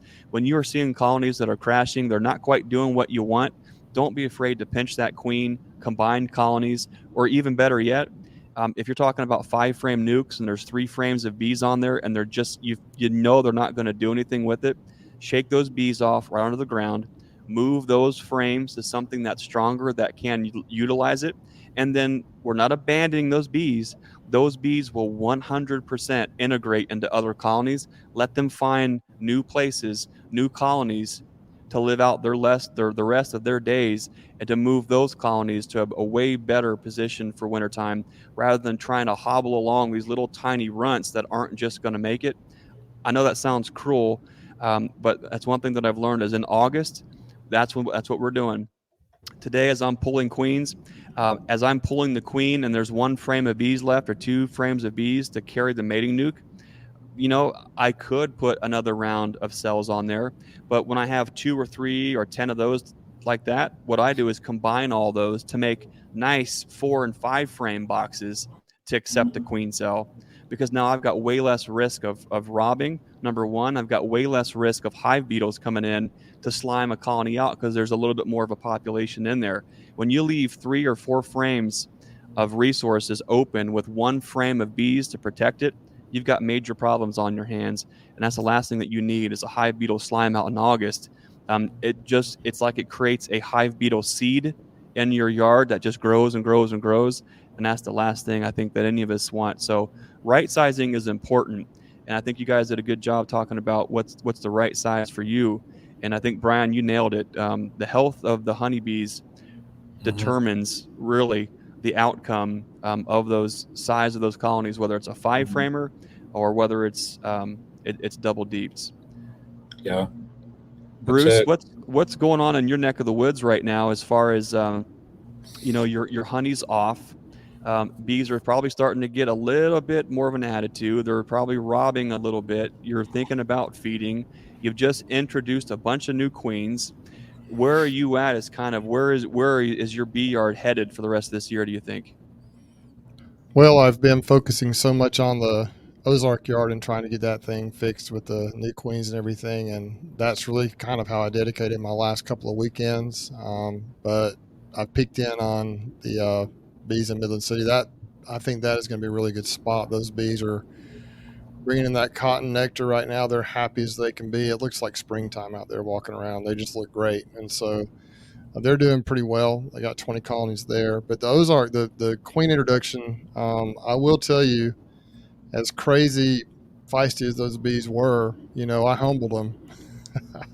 I had to find a spot to put, Nice. theoretically 30 new queens. And so what I did in a lot of those colonies is I took a lot of them had a lot of bees in them. I would take, basically on some of them they were double deep. So I would take 2 nukes and set them right there, shake all the bees into the bottom box, or if I found the queen, I'd leave her in the bottom box.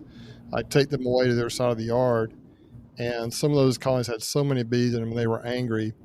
They flew back, and on some of them I had 2 nukes sitting there, and they filled those nukes up, left some brood there, and then the donor colony, the foragers all flew back, so they didn't have near the population, and they were no longer feisty like that, and so it was kind of cool to be able to go in them and just everything seems to have calmed down a little bit the way it looks right now. But there's more colonies there, but they seem to be more calm, and so that's good. But I've got to get down to the other areas, Slocum, Applin Farms, the bees up at my uncle's place up there. I've kind of neglected them. I did put some BSH type, treatment-free type queens in there to try and fix some of that problem. I got to get in those and see how they're doing. So I got a lot to do, but my biggest thing is I want to get the mite treatments in the bees this coming weekend and just start focusing on feeding. And I've got a lot of cleanup I've got to do, dead outs or honey boxes I took off and let them rob out are just sitting everywhere. I've got to just get everything cleaned up and ready to go for winter. So it's just a lot of work right now, and I hope I'm not neglecting the food. There's a bug right here on my. Got it. Okay.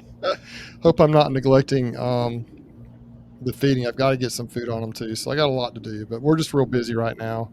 But overall, the bees are looking probably as good as they ever have at this time of the year. I haven't lost as many percentage-wise this year as usual, but I am seeing a few slime outs. I know I've seen signs of mites. I've had some deformed wing virus I've seen in some of the shiny bees, for the, what they call that, paralytic mite syndrome, the shiny bees. And so I haven't tested for mites, but I know I've got some mites. And so I got to get on that.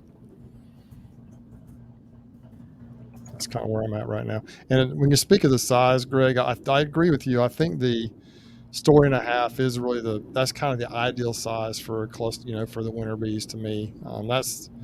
I just don't like the uneven boxes because I love in the spring to be able to pull, if you have double deep, if it's a good strong colony, it's so easy to make splits that way because all the frames are the same size.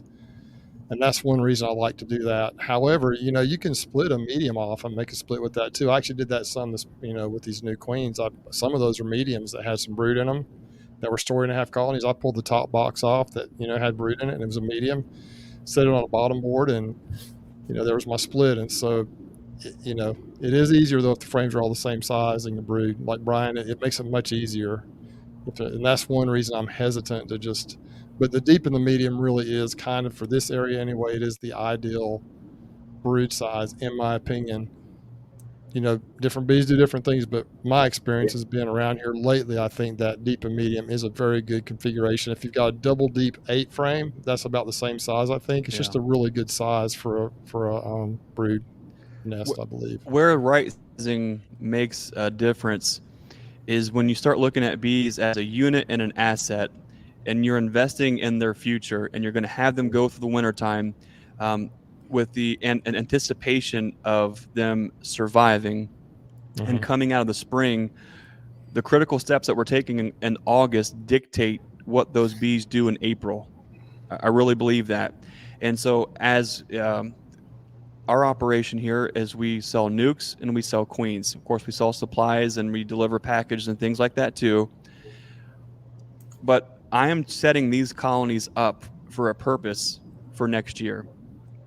And what I want these colonies to be able to do, be able to allocate this yard of bees I'm going to pull nukes from, and I'm going to pull 2 to 4 nukes out of every single colony, and then have enough colony left behind where it may make fall honey, but it'll at least be big enough to be in that right size going into the wintertime, with its entire purpose after pulling nukes is to get big enough, fast enough to make drones to keep saturating my areas for queen mating. So I'll take large colonies that I have watched over the years, that I continue to tune up their genetics, and I'm pulling bees out of there to make splits, building them back up so that this time of year they have a lot of drones on hand to help with those later queen mating opportunities. There are other colonies that we are setting up to be successful coming out of the spring,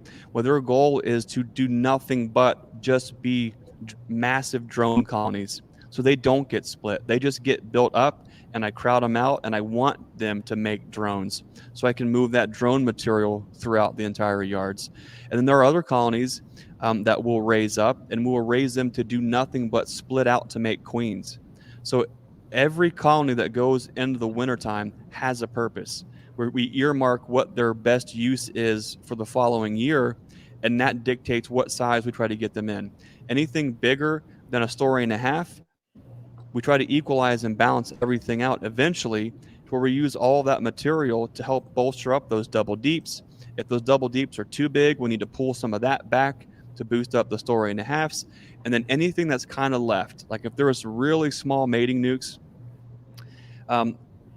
the unintended consequence of making queens late is sometimes you end up with, some 4 to 5 frame nukes that aren't really quite big enough to justify using a 10 frame box for.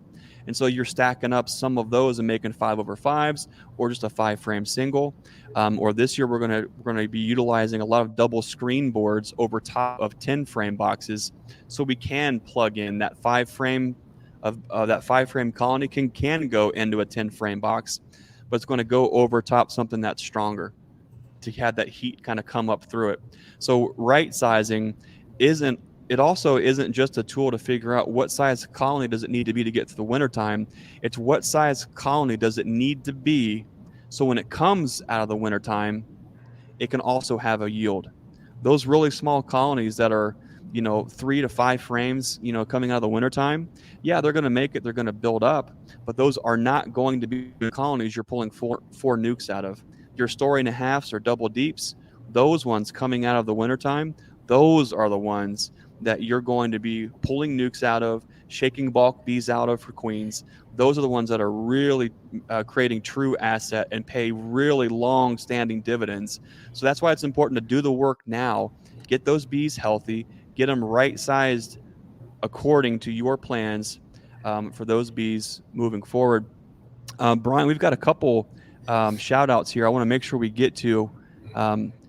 Cottonland Apiaries, thank you for that super sticker. We really appreciate your support.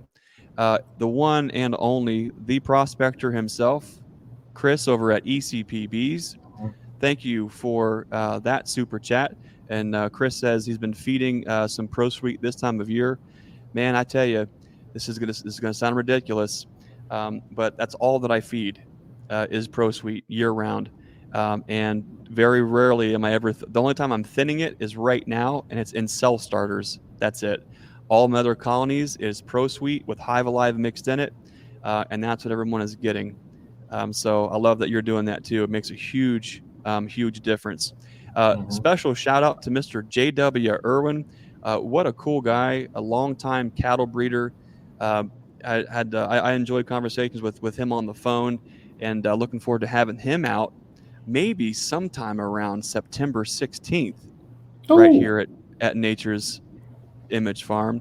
And we'll talk about that here in just a second. I'm going to get a couple of these comments passed through here before the night goes on and we don't get them up there.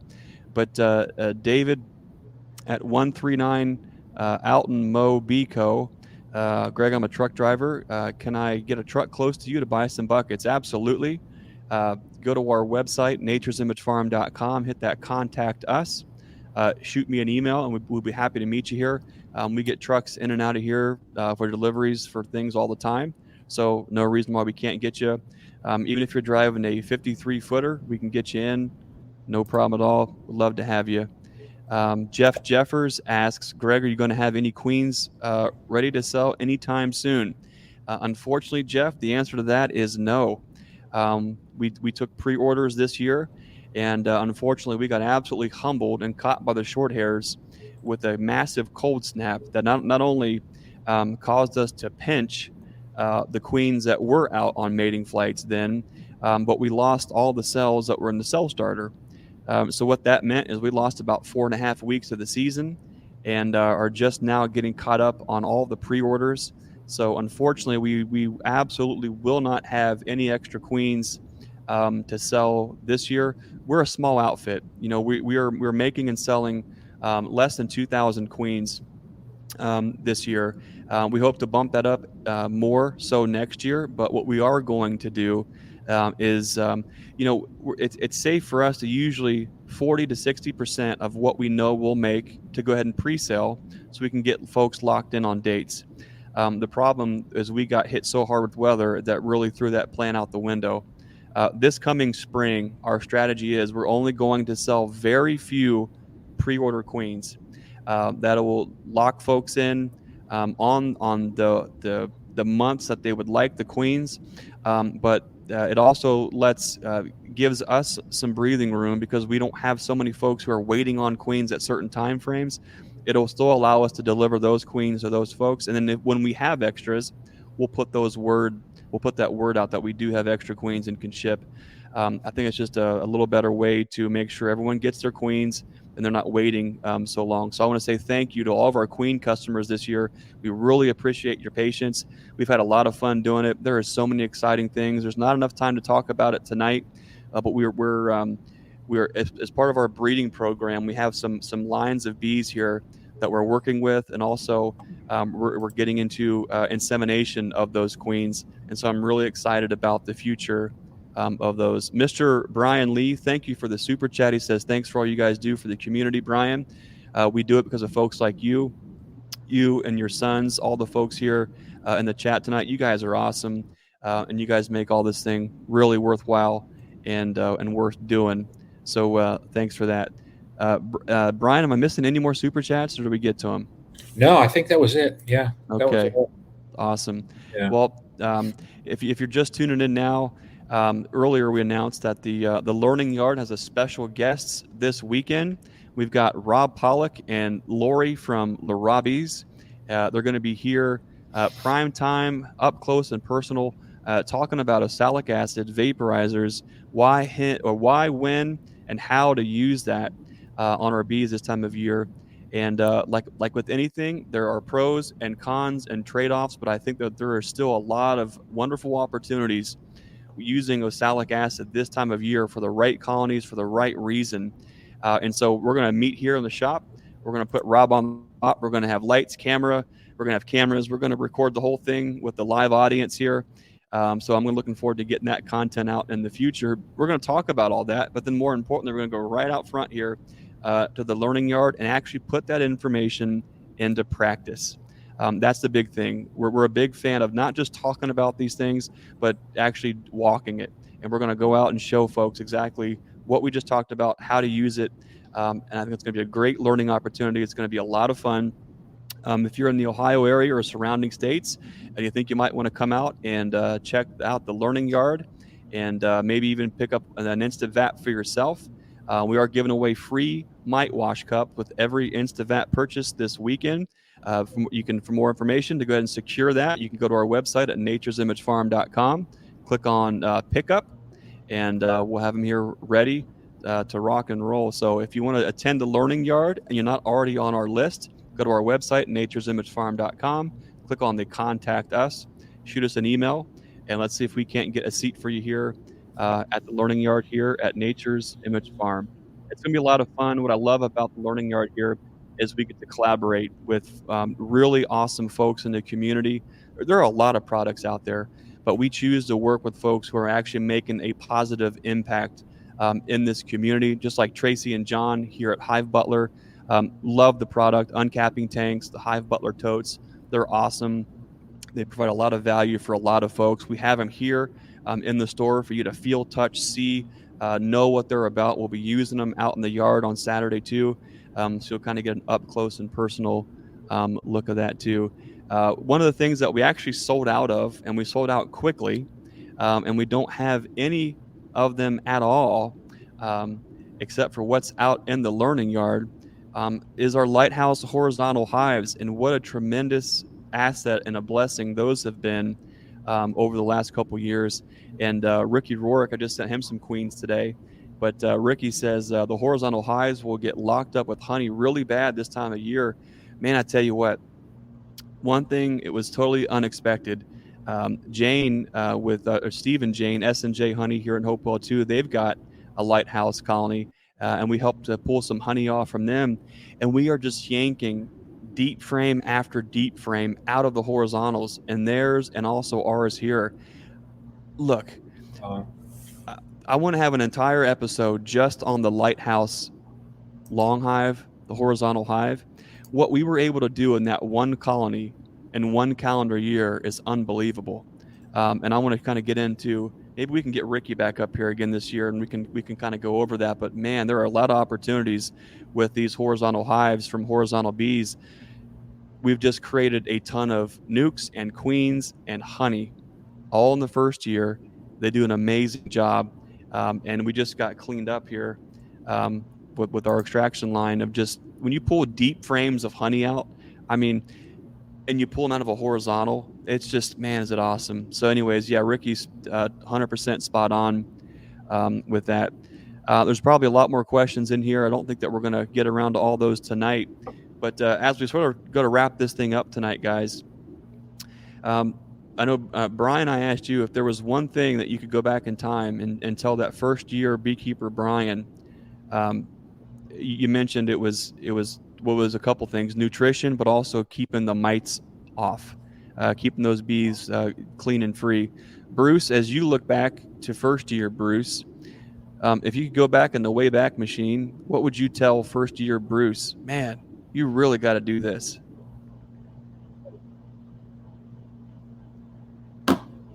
Hey, Bruce, hit that unmute there for a sec. Man, I'll tell you what. Nailed it. Good job. My mentor told me, like Brian mentioned, mites and beetles is what he talked about. He said you got to keep the mites and beetles under control. I didn't necessarily believe him, so I went on after a year or two, I went into the treatment-free thing for a while, and then came back into a believer and have been more intentional about that. But one thing I would say, if I went back to that first year or two, is patience is important. I think it was probably the first year, it may have been the second year, but I think it was the first year when I kept thinking my hives were queenless. I couldn't find the queens, so I'd call my mentor up and he used to sell queens a little bit back then. I'd say, man, I need a new queen. He's like, just give it some time, Bruce. It's going to be okay. Give it some time. And I would say, no, I know I'm queenless. So he'd sell me a queen or two, and I'd put them in there. And there's no telling how many virgin queens either murdered my mated queens or my mated queens murdered the bird. I don't know. There's no telling how many queens I probably spent. First year beekeeping with four colonies, probably spent $150 on queens back then. And the next year I decided I would listen to him, and I waited, and I noticed that, that beautiful milk brood that starts to show up after you think they're queenless. You go in a week or two later, and there's those eggs and the beautiful milky substance at the bottom of the cells. And I said, what is that white and milky looking substance? He's like, well, those are your new queens. They're starting to lay. And so, I was so impatient. I thought I was queenless. I panicked. But what I found over the years is, if you give them a couple of weeks, if you think they're queenless or something's wrong, many times they rectify and fix the problem. And if you go in a couple of weeks later, a week or two later, and their problem's not fixed, then you need to get on it, But that can be dangerous because some hives can crash. But when it comes to queen right, colonies, I bet, in a good strong colony, if they look like they're queenless, or the population's down, they look queenless, probably 80% of the time you come back a couple of weeks later and they've taken care of the problem. They've either superseded or swarmed, and they're fixing their own problem. And so I would just say patience. Don't get in a hurry. Just be patient with the bees. Let them do their thing. and you will lose a colony here or there. If you go back in a couple of weeks, there's no eggs, nothing in there, then you need to probably do something about it, but just be patient.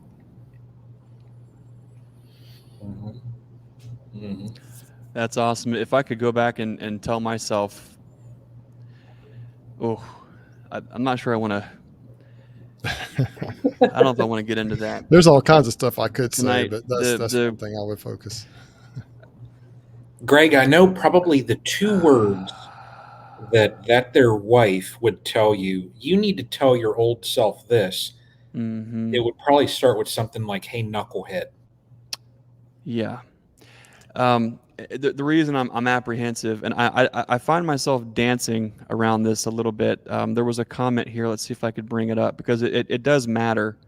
And a lot of this has to do with not only our approach now, our approach then, and kind of how we also portray our approach. The question is here now. This from Honeybee Live: is there anyone out there that doesn't treat for mites? And then that's a beautiful question. Absolutely. I didn't treat for mites for several years, and I had a consequence is a certain word or certain connotation, but I had certain results based on that. What I found is that by keeping the mites off the bees, it reduced the viral impact on the bees, and then therefore the bees started growing leaps and bounds to where they were healthier than they ever could be. For us, what we're doing here at Nature's Image Farm is, yes, we are looking to nature. God provided this enormous opportunity for us to work within this as husbands of this land, stewards of this land. And when we bring anything on here, whether it's pigs, sheep, goats, cows, cats, oh my God, lots of cats, but especially bees. Bees get into a weird area for a lot of folks because they're bugs. And it's not quite the same look and feel as a Jersey cow or even that large black hog, okay?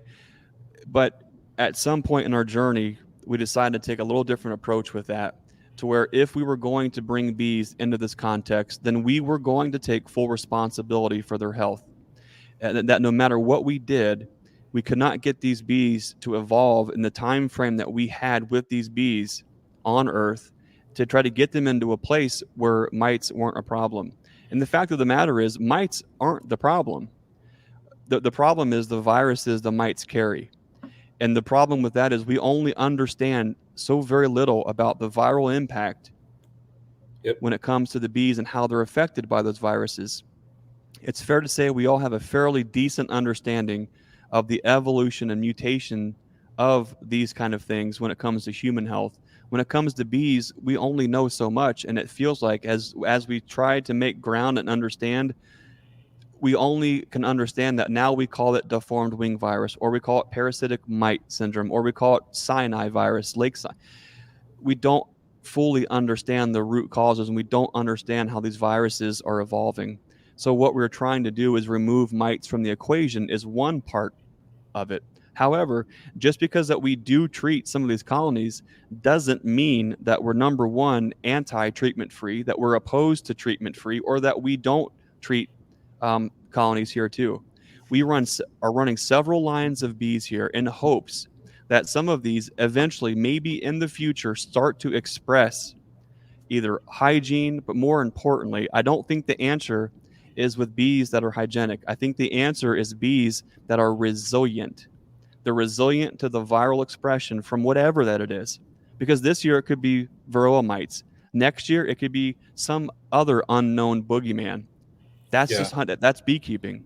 So what I'm focused on and what I'm interested in is trying to have bees that are resilient to those viruses. And we're seeing some changes in our genetic stock, and we're seeing bees that can keep 1% mite loads from nearly all the year. That's a big difference than what it used to be years ago. So as we work on the health of these bees, when we're knocking down and treating the outliers, there are some colonies that get very little and sometimes even no treatments here, but we're monitoring it and we're doing it responsibly, but it's also a part of our breeding program. I could spend all night and bore you guys to tears about that. But I think it's important to understand that we're not anti treatment free. We are not anti treating. We are proponents of taking responsibility for the health of your honeybees as stewards of the land. When you bring livestock into your backyard, your homestead, or your farm, I will stand my ground and say that I do feel like you are responsible for giving that livestock its best life while they're here on Earth. And if you're in a situation where you have a different soil biome, you have different neighbors as far as beekeeping, or believe it or not, you even have feral bees that are loaded full of mites and heavy viruses, the most important thing that you can do is monitor that, but do it honestly and with as little bias as possible to make the good choice for those bees so they can move forward. That's probably all I want to say on that tonight. But if I was going to go back and tell my first year me something, it would be, hey, knucklehead, this is future Greg. And future Greg just wants to tell you, you're going to blow $40,000 in bees. You're going to kill hundreds and hundreds and hundreds of colonies trying to achieve the epitome of something that does not exist. The fact of the matter is, there is not a strain or genetic of bee that is at least known to us in North America that is 100% virus resistant. Mm-hmm. That is the end game. That is the end goal. I would have told myself, take a different approach. Still strive for that, but let's not be stupid. You're going to waste a lot of money. You're going to kill a lot of bees. And at the end of the day, that's on me. That's what I would tell myself. I would say, be smarter about your approach. And remember that there are no absolutes. And that's a story for another day. Bruce, as we wrap this thing up, what's new and upcoming for Bruce and Bruce's bees this week? Just going to do some of the stuff we talked about earlier. Going to just try to get on. Hopefully the treatments will arrive and I can get them on the colonies. Just keep working on that and just trying to walk through some of the things we talked about tonight. Got a video coming out hopefully in the next few days of my experience trying to introduce these queens in late July in these colonies.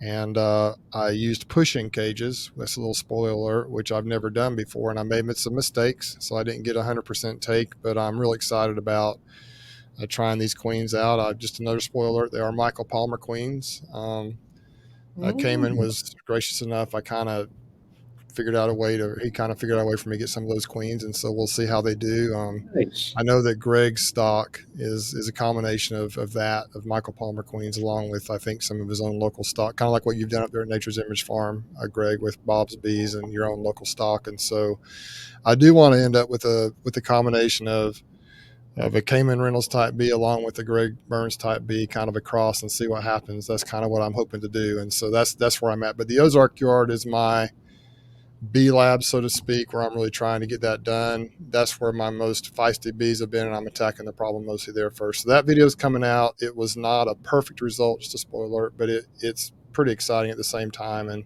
I learned some things, and I did some things wrong, and I'm going to be looking for advice for anyone who has used pushing cages in the past to help me figure out some things with that, because I didn't have quite the results I wanted. Of course, the high beetle pressure didn't help on some of them. So I don't want to give the whole video away, but it's coming. I've got a lot of editing to do still. It was a lot of footage. I've got to get it whittled down, but I think it'll end up being a pretty interesting video. And I've got a lot to learn still in introducing queens in the heat of summer down here in Alabama, but I'll get there. So that's mainly what's coming up, just August beekeeping and this video. I'm working on this video right now. Awesome. Brian, what's coming up for Brian Coper at Castle Hives this week? I tell you, just treatments and, and I'm just going to say about the treatments.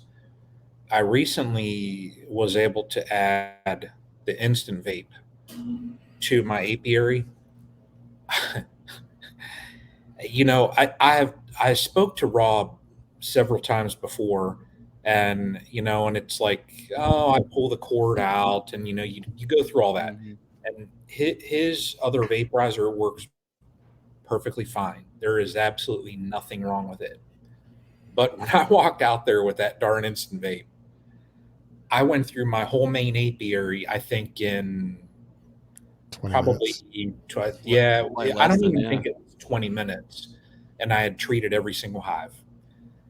And I did not have to then ravel up an extension cord and do any of that. It was just, and afterwards I text Rob and I was like, I love this thing, you know.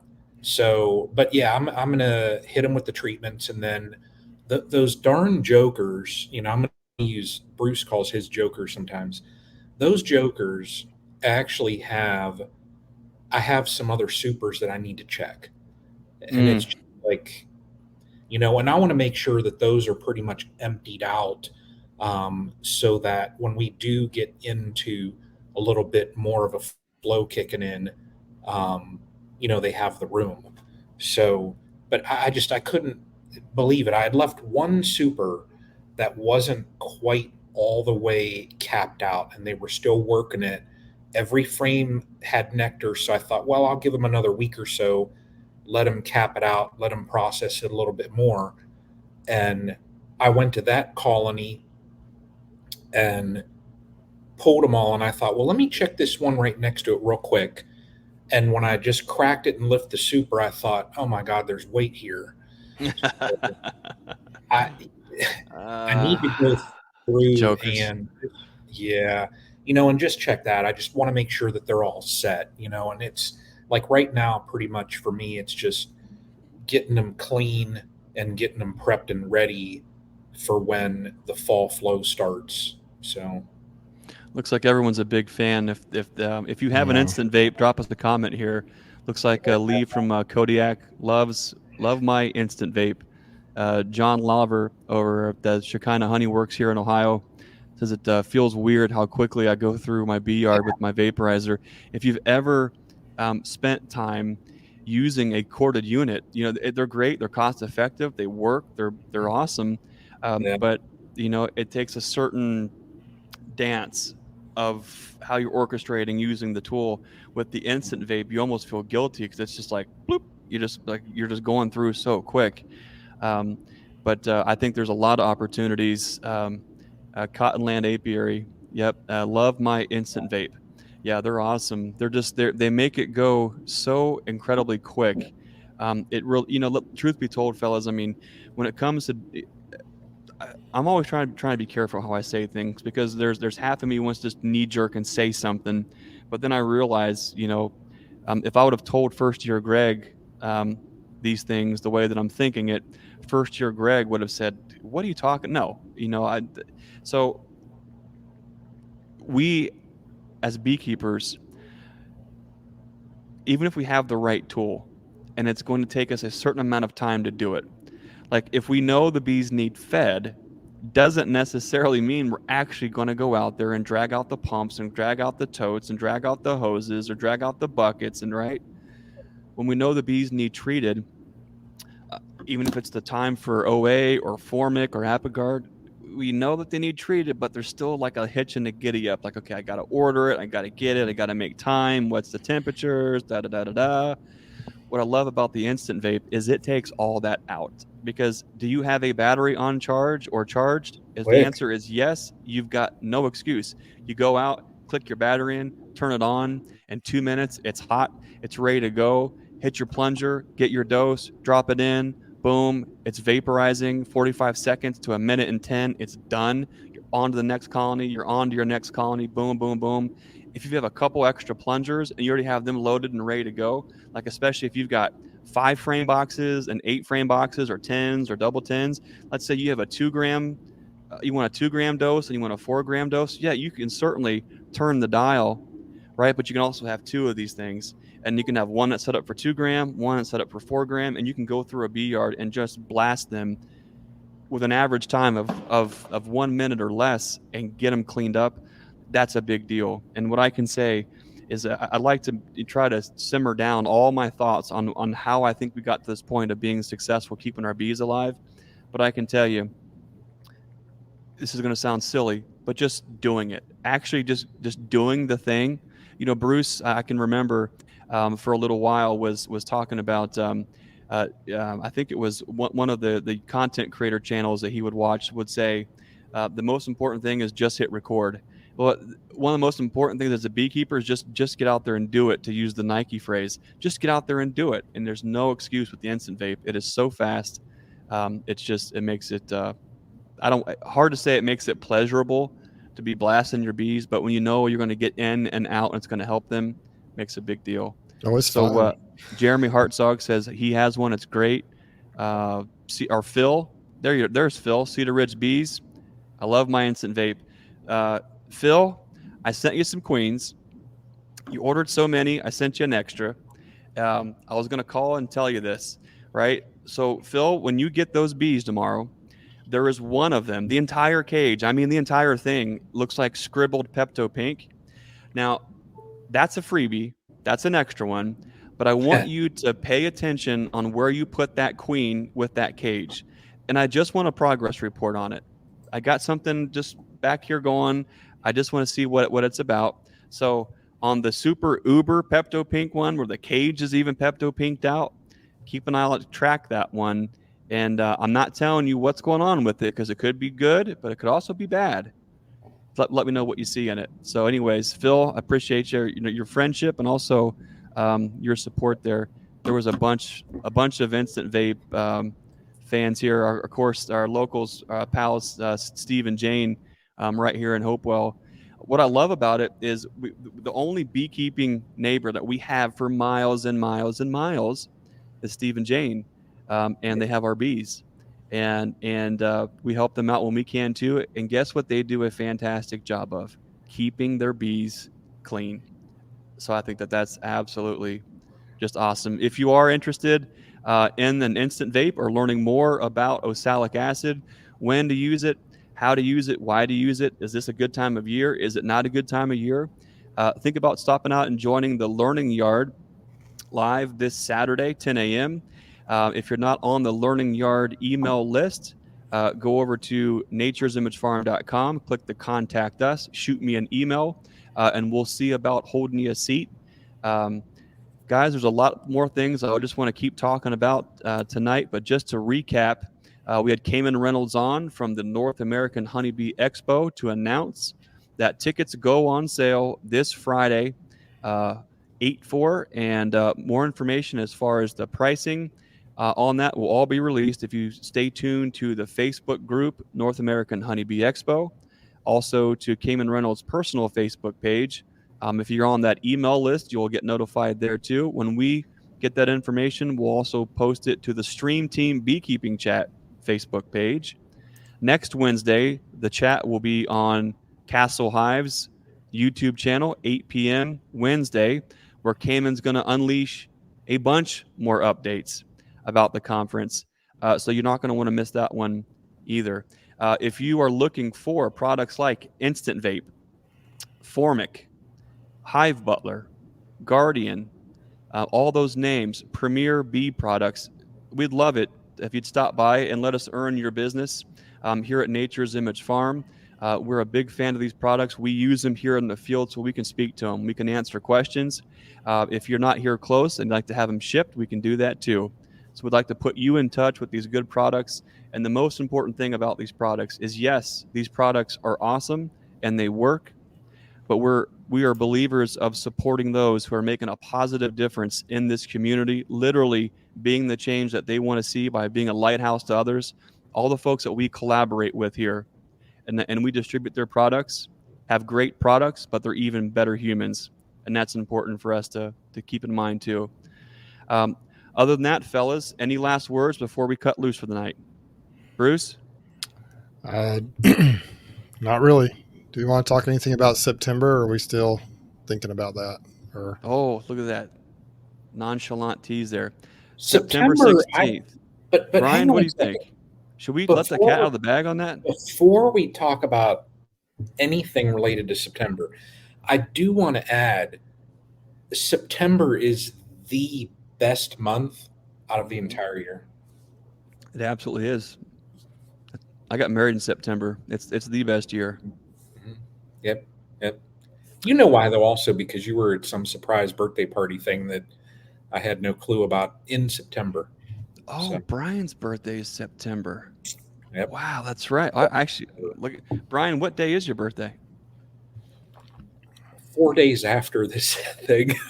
Okay, so this surprise thing that we're just kind of kicking around could also be Brian's birthday No, party. no.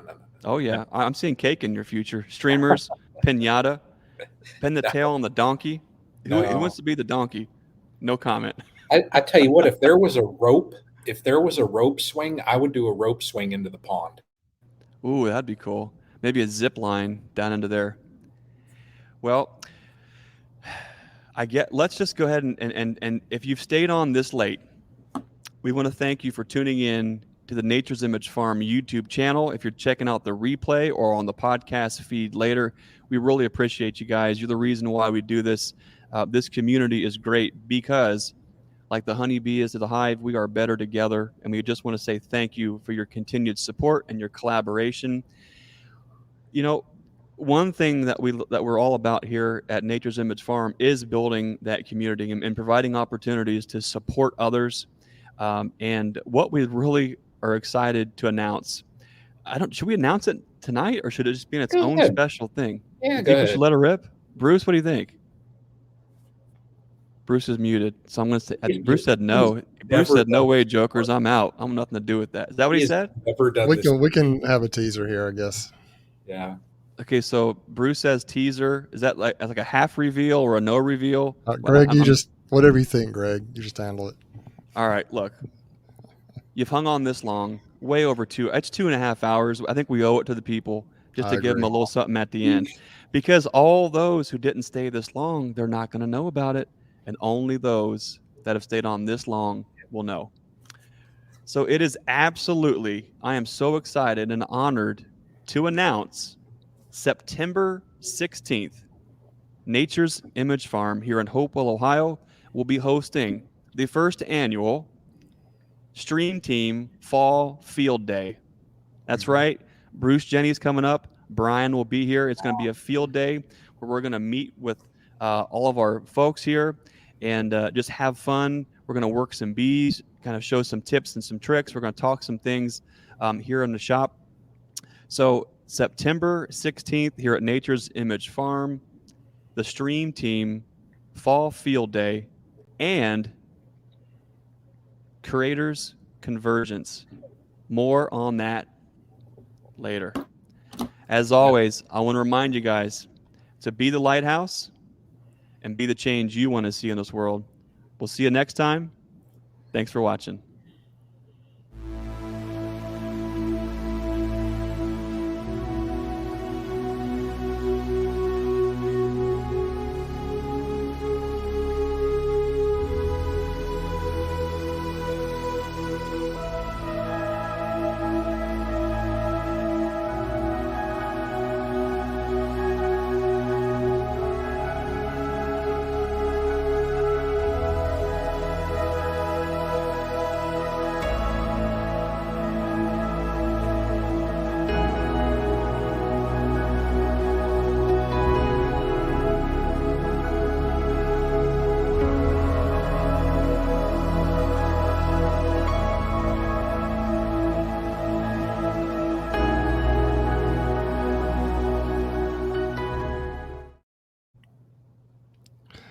I wasn't sure if you wanted to do that or not, so